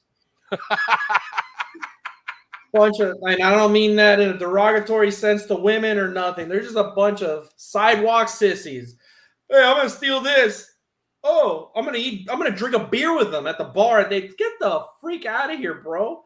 Yeah. You know, I don't talk to a single person that owes me money. It could be $10 or $5,000. I don't talk to any of them. You know, there's a point, like, bro, like, I see people like that, they know this guy had an involvement stealing this guy's shit from his warehouse, and they go and eat dinner all the time. Like, Yeah, what? dude. Get the fuck out of here. Oh, that aggravates me, man.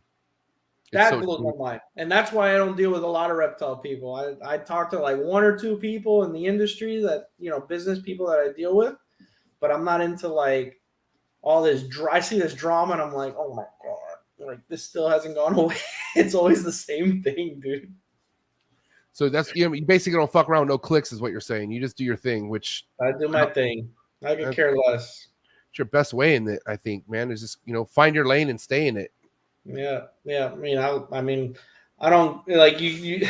It's just funny how a lot of the shit, nothing changes. A lot of shit don't change, but like it's very ironic that people that steal from each other, talk crap about each other, and they go and sit at the same table. You're like, what are you doing? Like, I thought you just told me that you're gonna kill his whole family or whatever, and you're sitting at the table with him drinking a beer. Like taking that shit's so crazy to me. Yeah, and it happens all the time.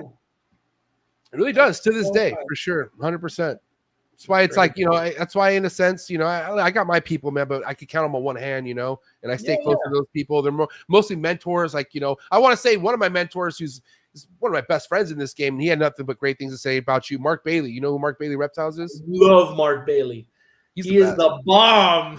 I missed him at the Daytonas, dude. Yeah, I tried to get him to go this year, but he's not gonna be able to swing it. But hopefully, I can get him next year. He's cool as hell, man. I hung out with him in Chicago a couple times and in Daytona. He's awesome. Meeting people like that just makes me. People don't even know who he is anymore.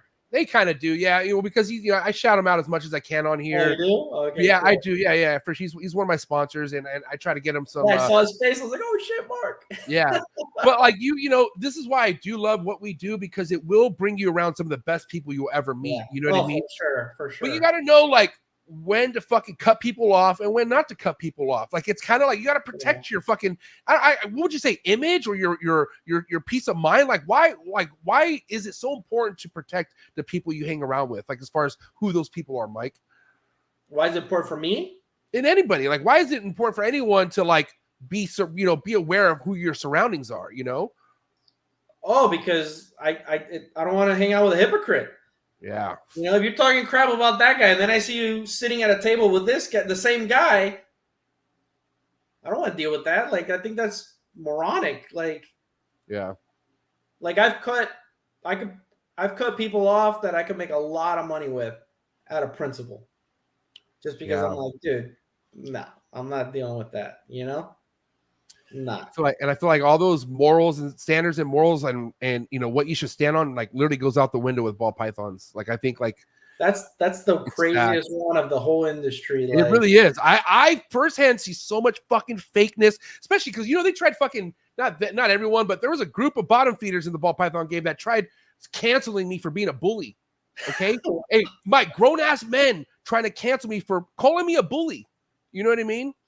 Wow, how wild is that? Like, what the fuck? Like, but it just kind of you stand back and just realize, well, I could just do this on my own. I don't fucking need it. I mean, none of these motherfuckers pay my bill. And mind you, I don't, you could. Yeah, but I mean, like, what the bully part was? It like you're like, oh, this guy's he's short or whatever. Or you're like, bro, this guy he's fake promoting stuff. No, just like how I keep it real now, like how I'm talking about the ball python game. Like I'm doing what I'm doing now. Like I keep it real on my podcast, and some people get very offended on what I've come a long ways too, mind you. I think I will say back then I was pretty 520 episodes, dude. I was like, holy crap. You learn to groom yourself, and learn how to like move around, but but either way, at the end of the day, like, bro, this is my show. Like, you come and watch my show and see how I feel. That's what you're fucking gonna get. You know what I mean? But mind you, like, here we are talking about thieves taking fucking $10,000 animals and all this other shit, and you're gonna concentrate on a bully? Oh no, that's nothing, dude. That $1,000 animal, that's nothing. There's guys that stole hundreds of thousands of dollars of stuff, and then they're eating dinner with them. Yeah, like literally paid people to rob ball pythons and export them illegally and go sit there and eat dinner with them. And then that happened like multiple times for multiple people. Yeah. dirty business. But listen, it's not all like that either. Like I'm not trying to throw a huge cloud over it, but I just know that it's because of how many people, right? Like we got to look at numbers. Like the more people, it's a percentage. It's gonna happen in any business. You can sell flowers, and it's gonna happen. Yep. So that's why it's also like a reminder. The most happening in the reptile world is ball pythons. That's where the most people are coming in, and most money really kind of still being dumped is ball python. So a lot of situational things that are talked about is coming from the ball python world. It's because there's more people, and people fucking ruin everything. Yeah, no, for sure. Yeah, ball pythons are the industry, like staple. Yeah. Now dresses and stuff are pretty big too, but it's like you'd be surprised. Right now, I don't know, man. I think bull snakes are making more money than ball pythons right now. Bull snakes are bro, they are insane how these Asians want bull snakes right now. I just shipped like $80,000 worth of bull snakes to Hong Kong, and I'm like, what? Like, this is I haven't shipped a ball python this year.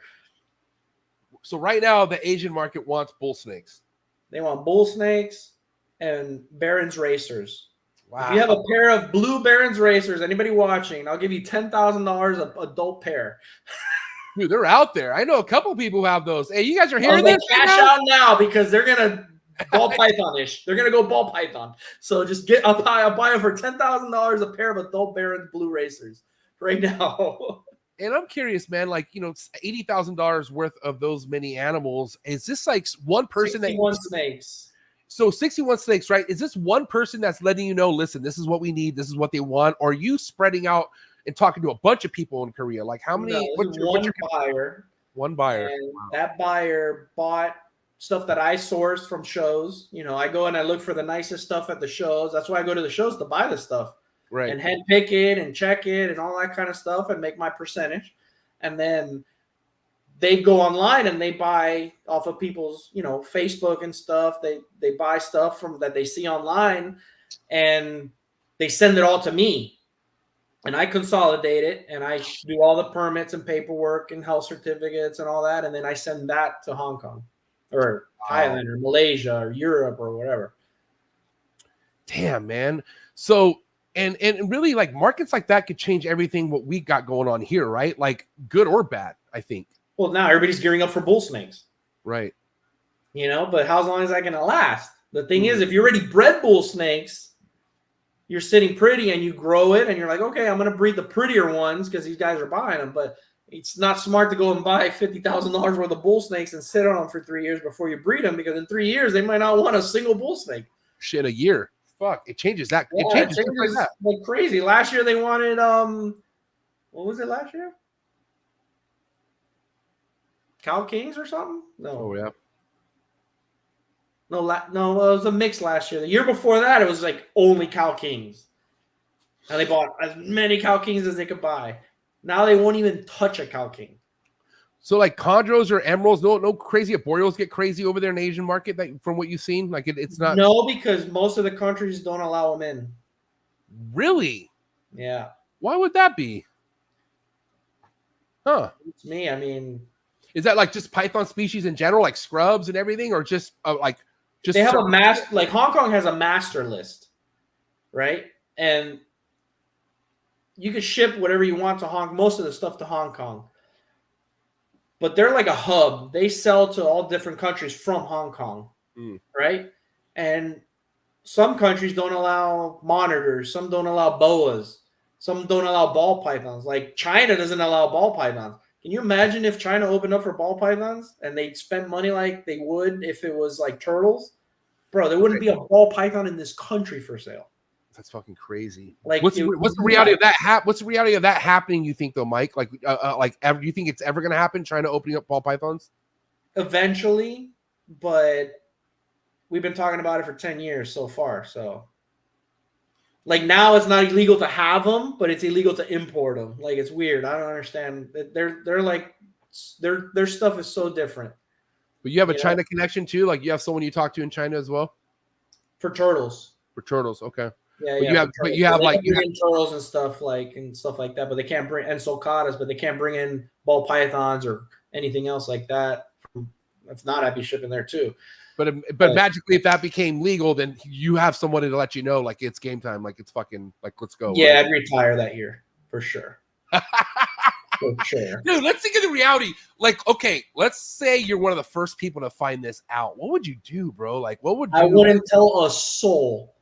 So you wouldn't come on this podcast and announce it?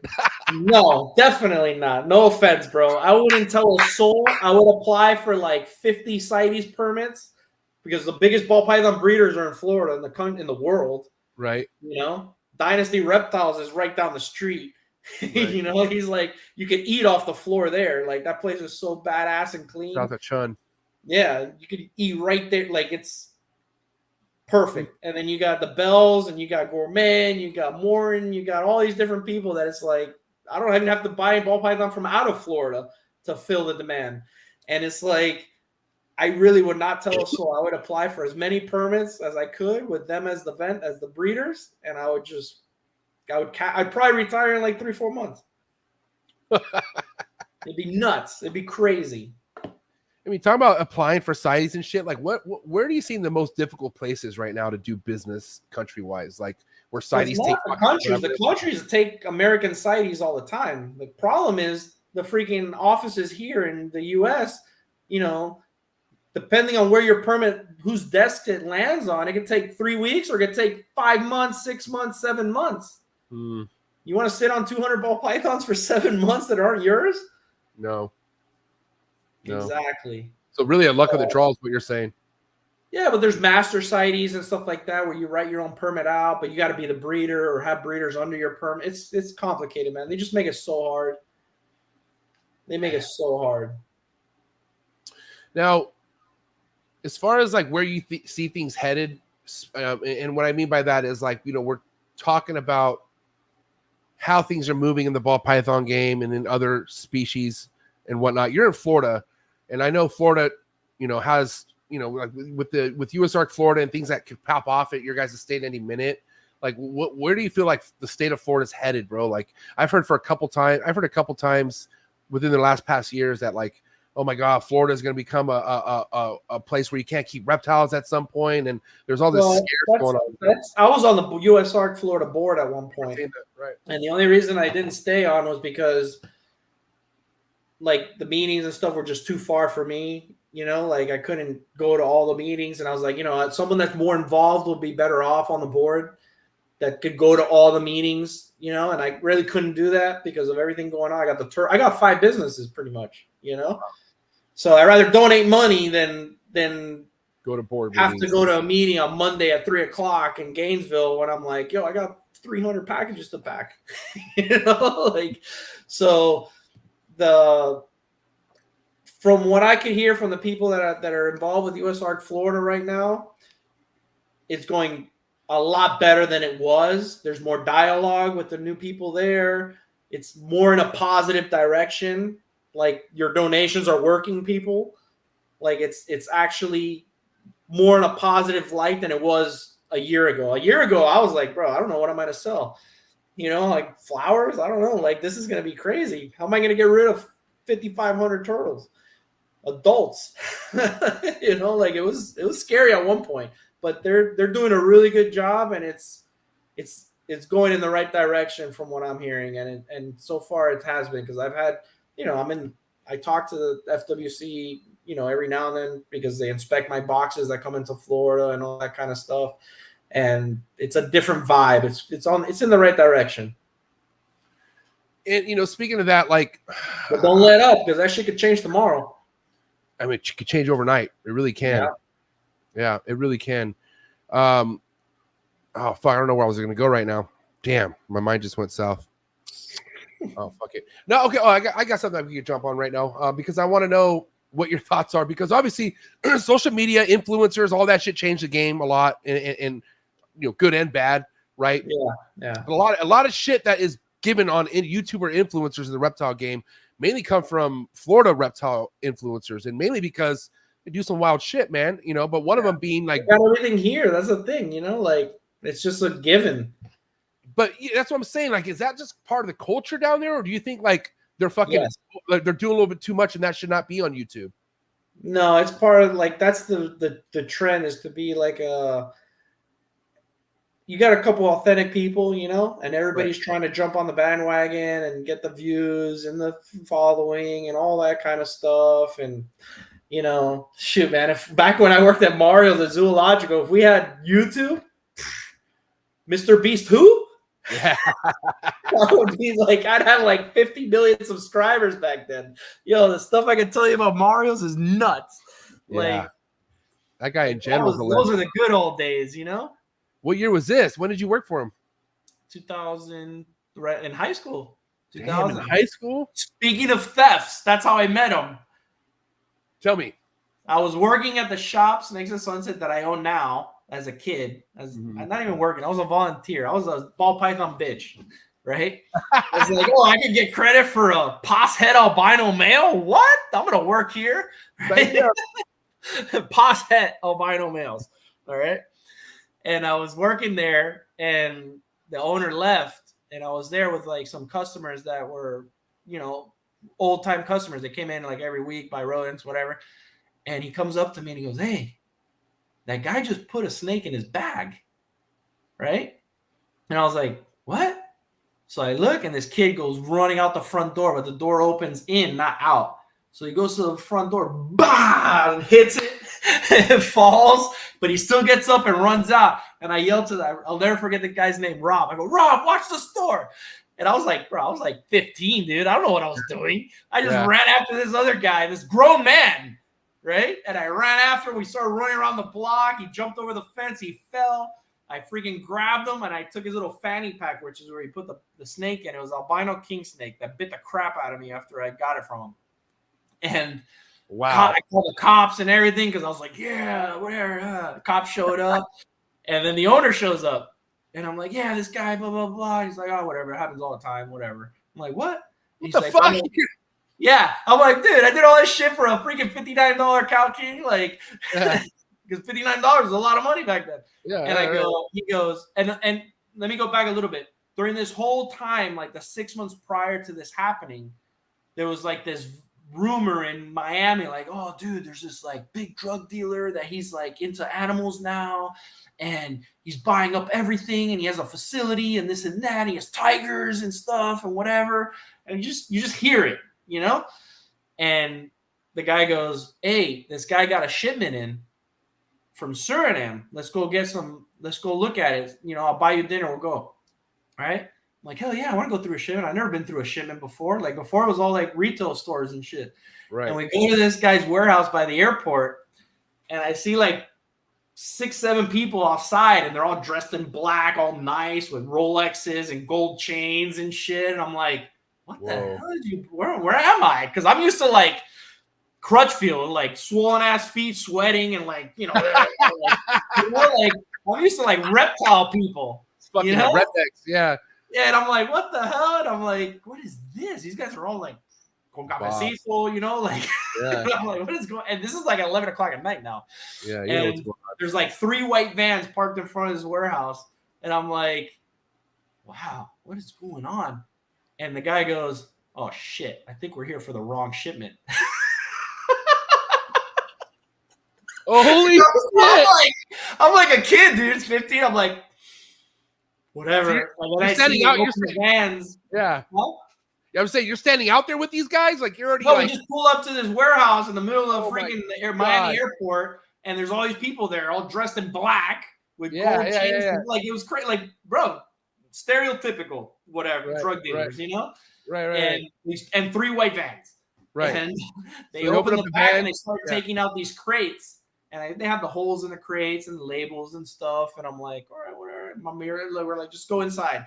So they go inside, and they're like, give us like a crowbar. And I'm there, and I'm just focusing on opening boxes. I'm like, oh my God, please don't find like a key of Coke or something. Like, so I'm popping these things open, bro. And I'm opening them, and like the most beautiful emeralds and Suriname red tails. Like, I mean, we used to call them cherry bombs. They were so red. We sold them all to Dave and Tracy Barker. Wow. That's how nice they were. And we're going through them, and I'm pulling out emeralds, and like they're freaking trying to bite me, and like we're putting them in where they told us, like, hey, put them in these flight cages so we could roll them outside and water them and all that. And I'm like grabbing them, and Mario, I don't know who these people were. I don't know who was Mario. And he comes up to me, and he goes, man, you're not scared of getting bit? I go, bro, I'm too scared. I don't care about getting bit. He's like, why are you scared? I'm like, because I thought you guys were drug dealers. He's like, I'm retired. And he goes to me, he goes, you work for me now. And I'm like, okay. Just like that. And from that day on, bro, I was like, bro, I was there every freaking day after school going through the coolest shit. He had jaguars, baby jaguars running around the office and stuff. A whole venomous room. Bro, one time we were there at like 2 a.m. We just finished unpacking the shipment. And we hear like a bang, bah, boom. We're like, what the hell is that? And we like go into the venomous room. For the viewers that don't know, 4-foot puff adders can climb straight up drywall. Whoa. Like 20 of them were like, they broke up, they fell out of, they broke open the top of some tub that they were in, they were soaking, and they were literally like big fat slugs on the wall. And I'm not talking about puff adders, man, like big adult puff adders just going straight up these walls. And we're like, oh my God. Yo, those days are awesome. You know, that doesn't happen anymore. The game has changed. It's mostly like almost 90, well, actually 100% of my imports are captive bred from Europe and stuff. Like there's no more importing wild caught tokay geckos and shit for me, you know? Yeah, but back then though, it was crazy. Even have stories like this is just so like just to hear it is so awesome. Hundreds. It's nuts. Hey, shout out to Mario, by the way, man. What that guy, I mean, we talk and stuff like that, and I just it's an honor just to even speak to that guy. I really is. That guy, he's legit. He's a super nice guy. Like he calls me his prodigy. That's what's up, dude. I think I'm the only person to never get fired from there. Legit. Oh my God. For sure you don't fuck around, that guy, man. For sure. He's cool. He'll tell you straight up, I don't like you. Yeah, I mean, but what else? What more do you want? Like, that's what you know. I'll just tell you straight up. Like, rather have that.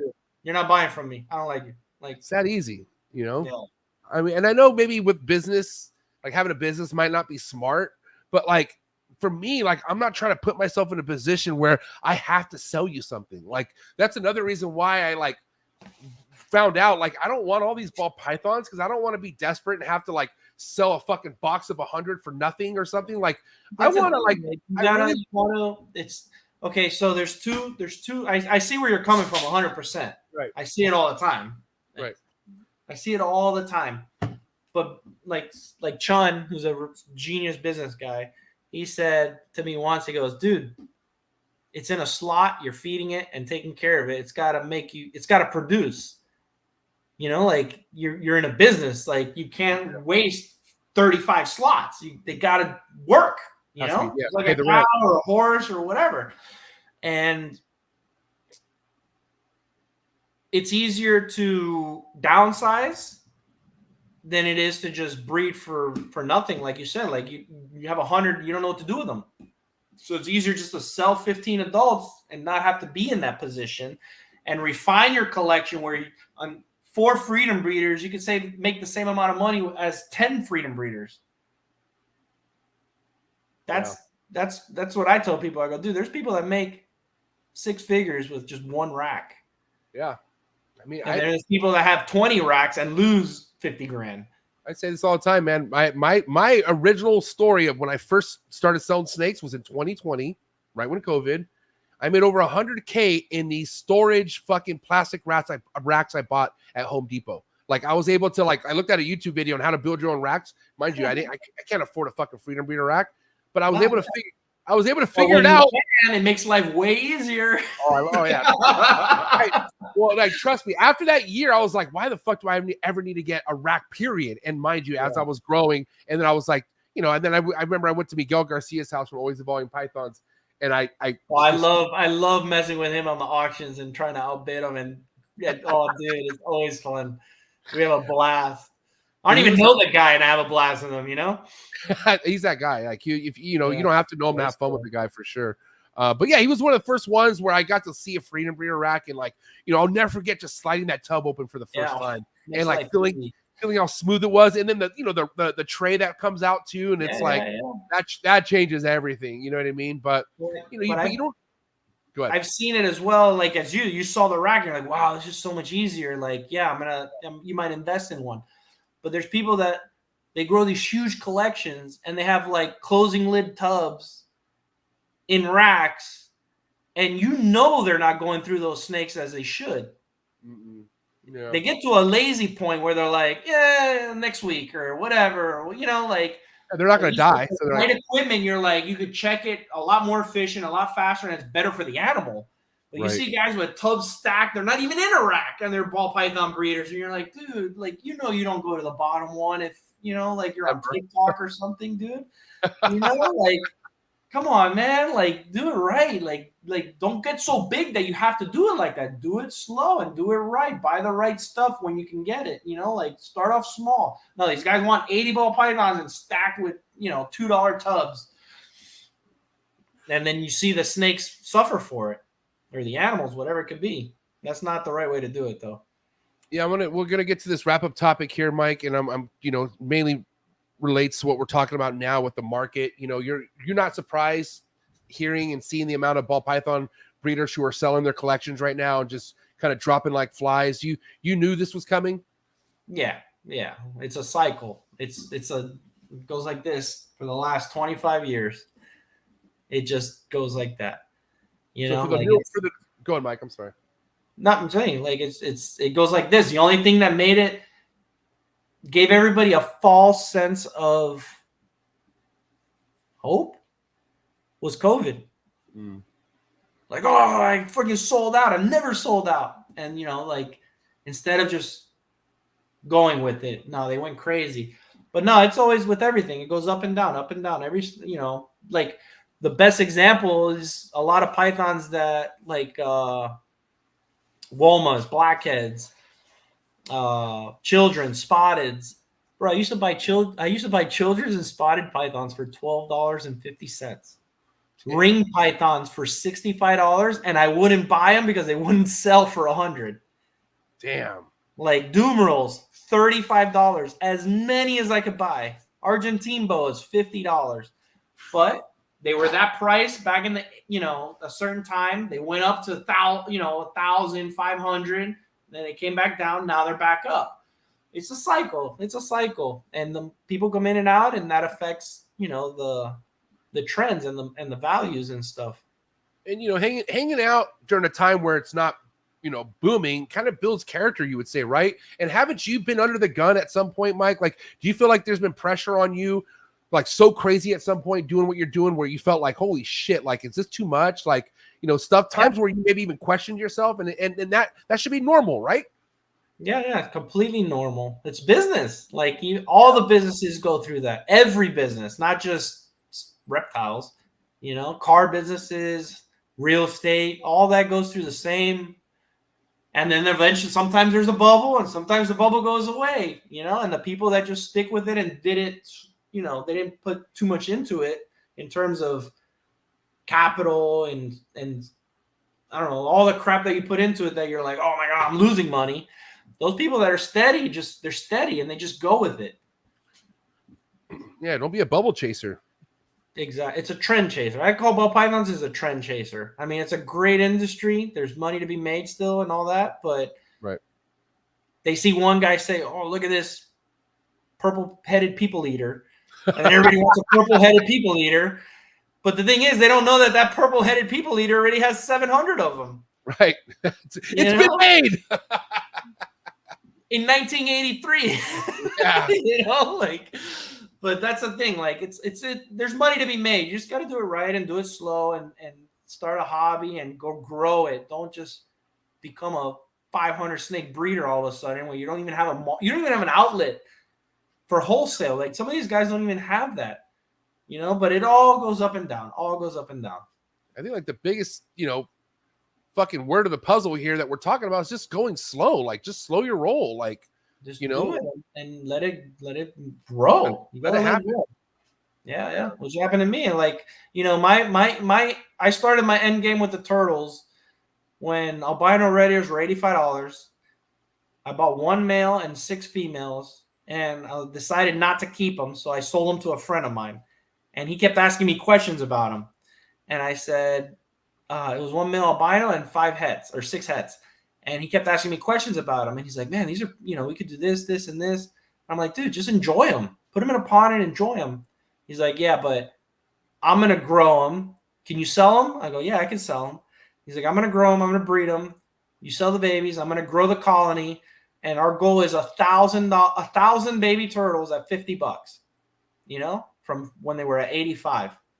And I said, yeah, that's pretty legit. That's possible because they'll sell for sure at $50, right? Like you're going down. Ball pythons are like going up. Like, oh, you buy it for $5,000. Oh, we're going to sell $10,000 babies after that.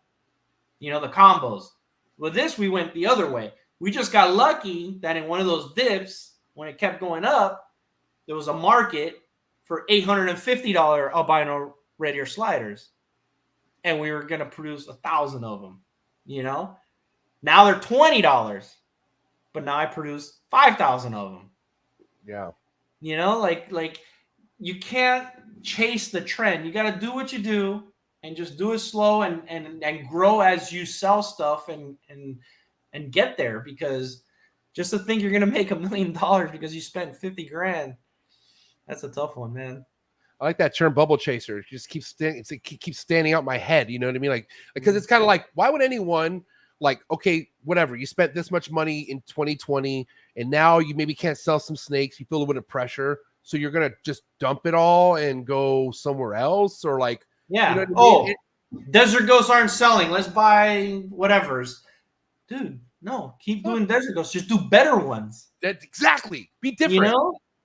You don't have to make 500, but just do better ones. Like everybody chases that's the thing with social media, is everybody chases what they see on social media. Those guys on social media, they didn't chase anybody. They're like, yo, I like that snake, and if I mix these 7 colors, I'm gonna make this. And people like it because it looks good. But you know how many snakes they produce that look like crap? A lot. That are quadruple genes and 6 genes and stuff that don't look like marketable. Like you couldn't. I always tell people with ball pythons, I go, if you can't sell that in Petco for $199.99, don't make it, because that means that nobody likes what it looks like. Yeah. So, but those people didn't chase people; they made their own thing. Back when I started, there wasn't anything to chase. It was, oh crap, that ball python has a black dot on its cloaca. We're gonna breed that, and they made whatever super butters, like whatever it was, like stuff like that. Like back then it was different. Back then you were chasing dinkers, right? To make something new. Now people are chasing people that already exists. Yeah, that's the only difference.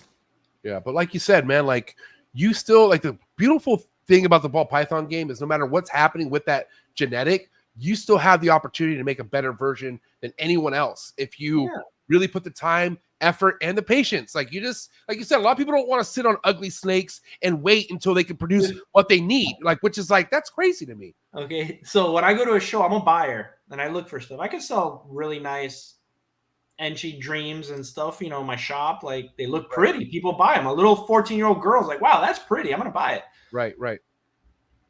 But the problem is I can't find that stuff. Every time I go to these shows, there's like 500-gram brown snakes everywhere.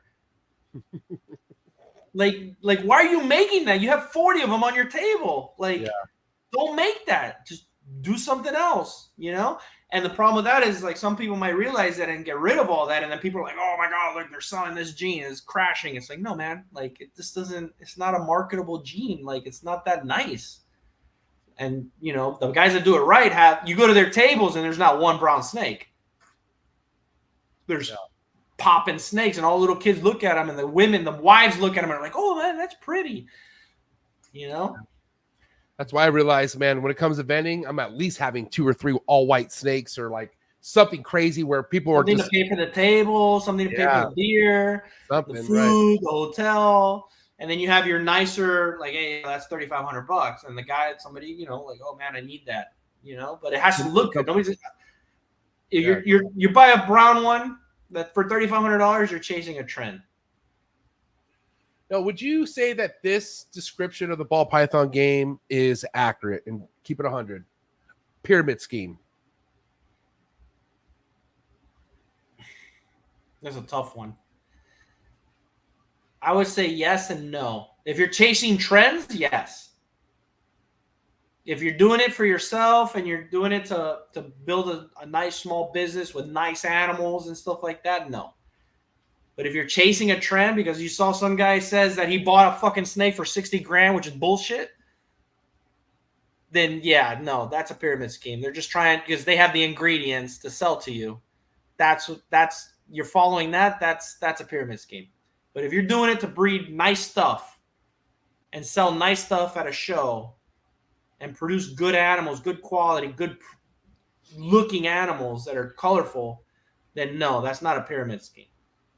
And to think like it's a lot easier to be a pyramid scheme type of person versus being the other way, because the other way is harder.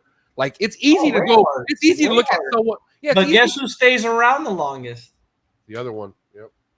You know, I've seen many pyramid scheme people that like, oh, you can buy this and this and this and make this much money, and it doesn't really, they're gone. They eventually leave or disappear. But the people that are like building collections, like I'm going to focus on axanthics and making pretty looking axanthic stuff or this stuff or that's, like nice stuff. That's also, I go, bro, just try to produce stuff that's the general public would be like, wow, that's nice. That's why pieds were so popular. Yeah. People were like, whoa, everybody, you can show a pied to someone right now that's never seen a ball python in their life. And they're like, yeah, I'm scared of snakes, but that's pretty cool. And that's what started it for me, man. I mean, that's when I first saw a pied, which was 2016 was when I saw my first pied. And I was like, what the fuck is this? And mind you, I got my first ball python when I was 6. So I knew about ball pythons. Yeah. I just never knew this could be a ball python ever in my life. You know what I mean? Yeah. You know who brought the first pied in? P. Call, right? Nope. Well, he bought it. He ended up buying it. Mario bought it in 1983. Mario! Dude, oh my God. He had the first albino berm too, but everybody says Crutchfield. Dude, Mario before, this was like 2 years ago, but he asked me for a pied. And I don't know why. Yeah, which was like, he's like, hey, he was asking me about it because I was showing him off. And I had some really nice, like orange dream, yellow belly pies, like really bright orange ones that were pied. Yeah. And then something happened. I think something is bad. He got hurt. Yeah, something happened. And then I ended up not having any more. But now I have more pies about to hatch. I'm going to send this full one for sure. Now that you told me that, like, fuck, he brought in the first pie. That is nuts. In 1983 from Noah in Ghana, he charged him $15 because it was burnt. Wow. Oh, and then and you know what the proof is? That Mario has that snake with the first albino berm, the first albino pied, a diamond carpet that Hank Molt smuggled in, and a 2-headed ball python from Africa in the same VHS video with porno 80s background music. It's all saxophones and shit. Yeah. And I put it in the VA. I'm like, what is this? Oh, holy shit. He's like, yeah, I sold that to Ernie Wagner. No, I sold that to an employee, and he sold it to Ernie Wagner. If you know ball pythons, Ernie Wagner's like old G. Oh, yeah. Caramel and all that kind of stuff. He's actually, he had it, and I think he had a show with it. Mm-hmm. Huh? He used to throw a show back in the day in a barn or something like that. Something like that, yeah. He got it, and he had like the first couple cool ball python morphs, and I think it wouldn't breed. I don't remember. He ended up selling it to Peter Call, and I think Peter Call ended up buying other ones from Africa, like over time. Mm. But the first one that came in was in '83 from Mario. That's fucking a trip. Yeah. That's just cool. Damn, hey, bro, this was a fire ass podcast, man. I know we could go a lot longer, but we're at that 2-hour mark. But we can easily go another 2, Mike. I really enjoyed the conversations, the stories. I'd like to bring you back on one of these days again and just kind of continue where we left off. But I'll see you at Daytona too, so we'll definitely chop it up. Yeah, for sure. We gotta hang out. Yeah, but just like all my guests, they got to leave with hot seat questions. So I do got some hot seat questions for you. Okay. Okay. All right. I don't know what that is, but all right. All right. Well, the way it works, I'm going to shoot you some questions. You just got to answer them as quick as possible because I'm about to shoot you with another question. All right. So it's like Boom, All boom, right. boom, boom. All right. All right. And appreciate everyone who's tapping in. Get the likes up for Mike. It's hot seat questions time. Here we go, Mike. You ready? Yeah. All right, coming in hot. Egg cut or no cut? Would you ever cut an egg or never cut an egg? Never. Green tree pythons or emerald tree boas? Green trees. Pre-first shed meal or post-first shed meal? Pre or post? I don't know what that question means. So would you ever feed a snake before its first shed, or would you wait for its shed just to feed it? Only boas. Oh, wow, respect. Yay imports or boo imports, if it came down to you deciding? CB or wild? It doesn't matter. I'm hot seating you. Makes a big difference, bro. No. Just in general, the importation game, if you were to say legal or illegal, what would you say to it? Illegal. Wow. Okay. Yay sports or boo sports? Sports? Yay. Yeah. Favorite sport? Football. Nice. Favorite football team? Dolphins. Dolphins. All right. Favorite Dolphins quarterback of all time? Marino. Come Yeah. on. I grew up with that guy. Hey, man. All right. Steak or fish? Fish. Nice. Favorite fish? Hogfish. Hey, what's that? I don't even want to talk to you no more. Okay, forget it. You don't even know what hogfish is? Oh, Emilio or anybody in Florida, please send them a fillet.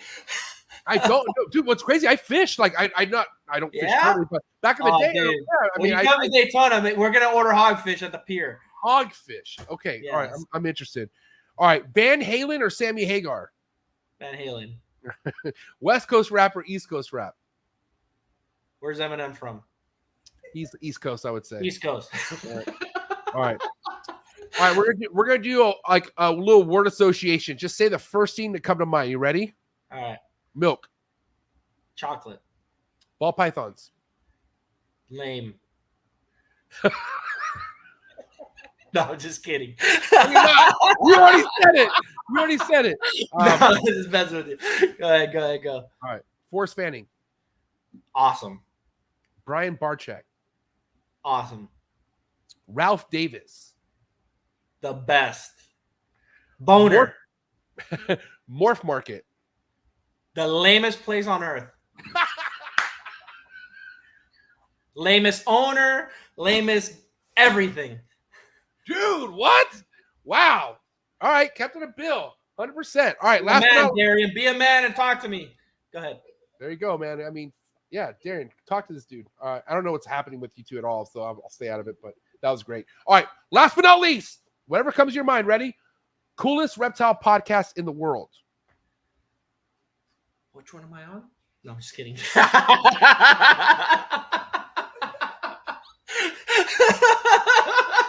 I was really worried about that. Like the way you looked, and I'm like, oh my God, this isn't good. I was messing with you, man. No, this is fun. I've never done one, bro. This I is your gotta go first check them podcast out. ever? You've never done a podcast? No, I've never done a podcast. Damn, dude. I'm honored. Yeah. I'm honored. Oh, it's awesome. I had a blast. And I mean, like, I've seen yours, Right. but I've never like gone through a whole thing because I don't have the patience. Not because they're not good or anything. I got a million things going on. Right. So Yeah. like someone will text me, be like, "Hey, yo, they're talking about you." I'm like, "Okay." So like they'll send me the link in like minute 3, and I'll be like, "All right, look. Oh, okay, cool." You know, like Oh, keep it moving. now I'm gonna look at them because now I know how it is. This is pretty cool. I like it.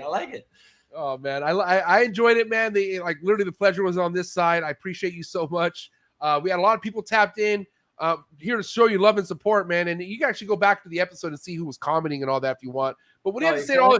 What do you have to say to all the love and support through all the years, people, your customers, whoever's watching this, people who really fuck with you, Mike? What do you have to say to everyone out there? Right. Thanks for the support, and you know, it's awesome. I mean, there's something about this business that I can't get away from, and it's them. You know, it's really hard. I couldn't see myself doing anything else. You know, like it's one of those things where I thought about it because, you know, sometimes this is like it's stressful, the Florida thing, you know, the permits and all that. And in the end, like Daytona, once I hear that word, I'm like, all right, I'm in it for another year. You know, like I don't know what it is. It's just something just and nostalgia, like, and the history. The thing is, like, a lot of people are missing the history. Yeah. Like, they only see the history from like 5 years ago, 10 years ago. They don't see it from like goes way 95, like, or 2000, not even 2000. That wasn't that long ago when you think about history. And there's so much that's happened back then, that's happening now. And based on the history, I see that the industry is going in a better direction in terms of stuff like bioactive. Like, that was only the Europeans talked about that 15 years ago. Yeah. You know, now it's like getting a thing, and I'm like, yo, that's so cool. Like, people are actually doing what it should be done for the animal. Like, I think that's really neat. Everything's going in a good way. Yeah, bare minimum, it just isn't it no more. You know what I mean? It's not really like, it's and it should be like that. Like, it's a fucking living animal. Like, why not? Especially for a pet, like, dude. Yeah, like, especially for a pet. Yeah, especially because that's like one of those things where, you know, people made like nice little setups and stuff back then, but it was, you know, paper towels and extra sticks.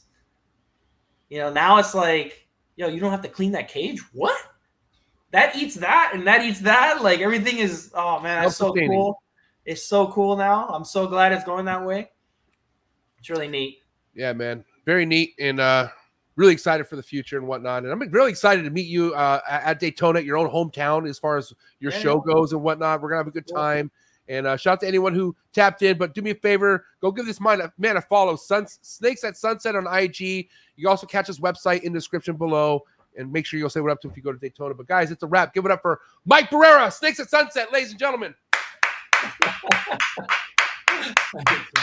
That was fun. It's pretty cool. Thank you, Bring bro. back a lot of nostalgic memories, man. We got to do another episode, and I'll tell you just Mario stories.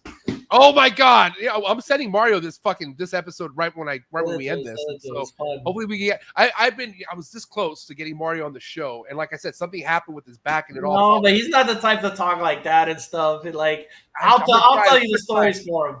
I know. In person more, but on this, I don't know if he's into it. He'd rather do a podcast in person. Like, he'd rather me do it. Yeah, he's like, it would probably be better if we did do this in person. And I'm like, all right. So I'm gonna just make sure I put more energy into that because I feel like that would be one. He's more focused here because he's one of those people that, like, you hear the bird chirp, he's like, oh, look at that squirrel. Yeah. Right. No, we got stories, man. I appreciate you being here tonight, man. Go enjoy the rest of your night, and we'll talk soon, man. Thank you, Mike. I'm gonna go look for berms in the Cybertruck. Dude, take me with you. Fuck. Yeah. If you come to Daytona, come a couple days earlier because after it's gonna be impossible. Before we'll go. I fly in Wednesday at Fort Lauderdale, so I'm gonna be in Fort Lauderdale area, South Florida. I don't know how far are you from that area. Are you in Fort Lauderdale area? 45 minutes, but man, Thursday's going to be a bitch. I got to pack for the show. Thursday's when you fly out? Sunday. I leave Sunday from Orlando or Daytona, but I'll be back. Make a trip. I know a guy with a new boat. All right. Oh, yeah. Villarino! You don't know anybody in Miami unless you know somebody with a boat. That's a fact. All right, Mike. Have a good night, bro. We'll talk soon. Peace. Later, man. Have a good one. What a fucking awesome guy, man. Definitely. This episode did not disappoint whatsoever. If you want to talk about real facts from back in the day, if you just want to talk about realness, period, this is the fucking episode right here, man. Wow, this was great. Cannot wait even more for Daytona, I'll tell you that much. If you are going to Daytona, drop a comment. I'd like to meet you first and foremost. But, man, Daytona, I am going to be all up in you in a couple weeks. That's a fucking fact, all right? But thank you to everyone who tapped in. If you enjoyed tonight's episode, please hit the like button. And, again, if you're into keeping reptiles, learning the industry side, would really mean a lot if you hit that subscribe button. Okay, so thank you so much if you are hitting that subscribe button for me. And again, if you're looking for exclusive content, if you want to support what I have going on, if you want to connect yourself with some of the best reptile keepers in the game, come join the Trap Talk Patreon family. First link in description below. Okay, connect to the Discord, awesome group chat, amazing things. Appreciate everyone in the building. Appreciate all my Patreon members. You guys are my heart. Don't forget tomorrow. Thank God it's Colubrid Fridays with JMG Reptiles. That's right. If you're in the Hognose game into Colubrid, you do not want to miss this podcast bi-weekly Friday here at the Trap Talk Reptile Network from probably the best doing it in Hognoses. All right. No one's on Junior's level. That's a fact. All right. So catch him here tomorrow. And again, it's a wrap for episode 520. Mike Barrera, Snakes at Sunset. It's a wrap. Have a good night, and I'll see you here next time. Cheers.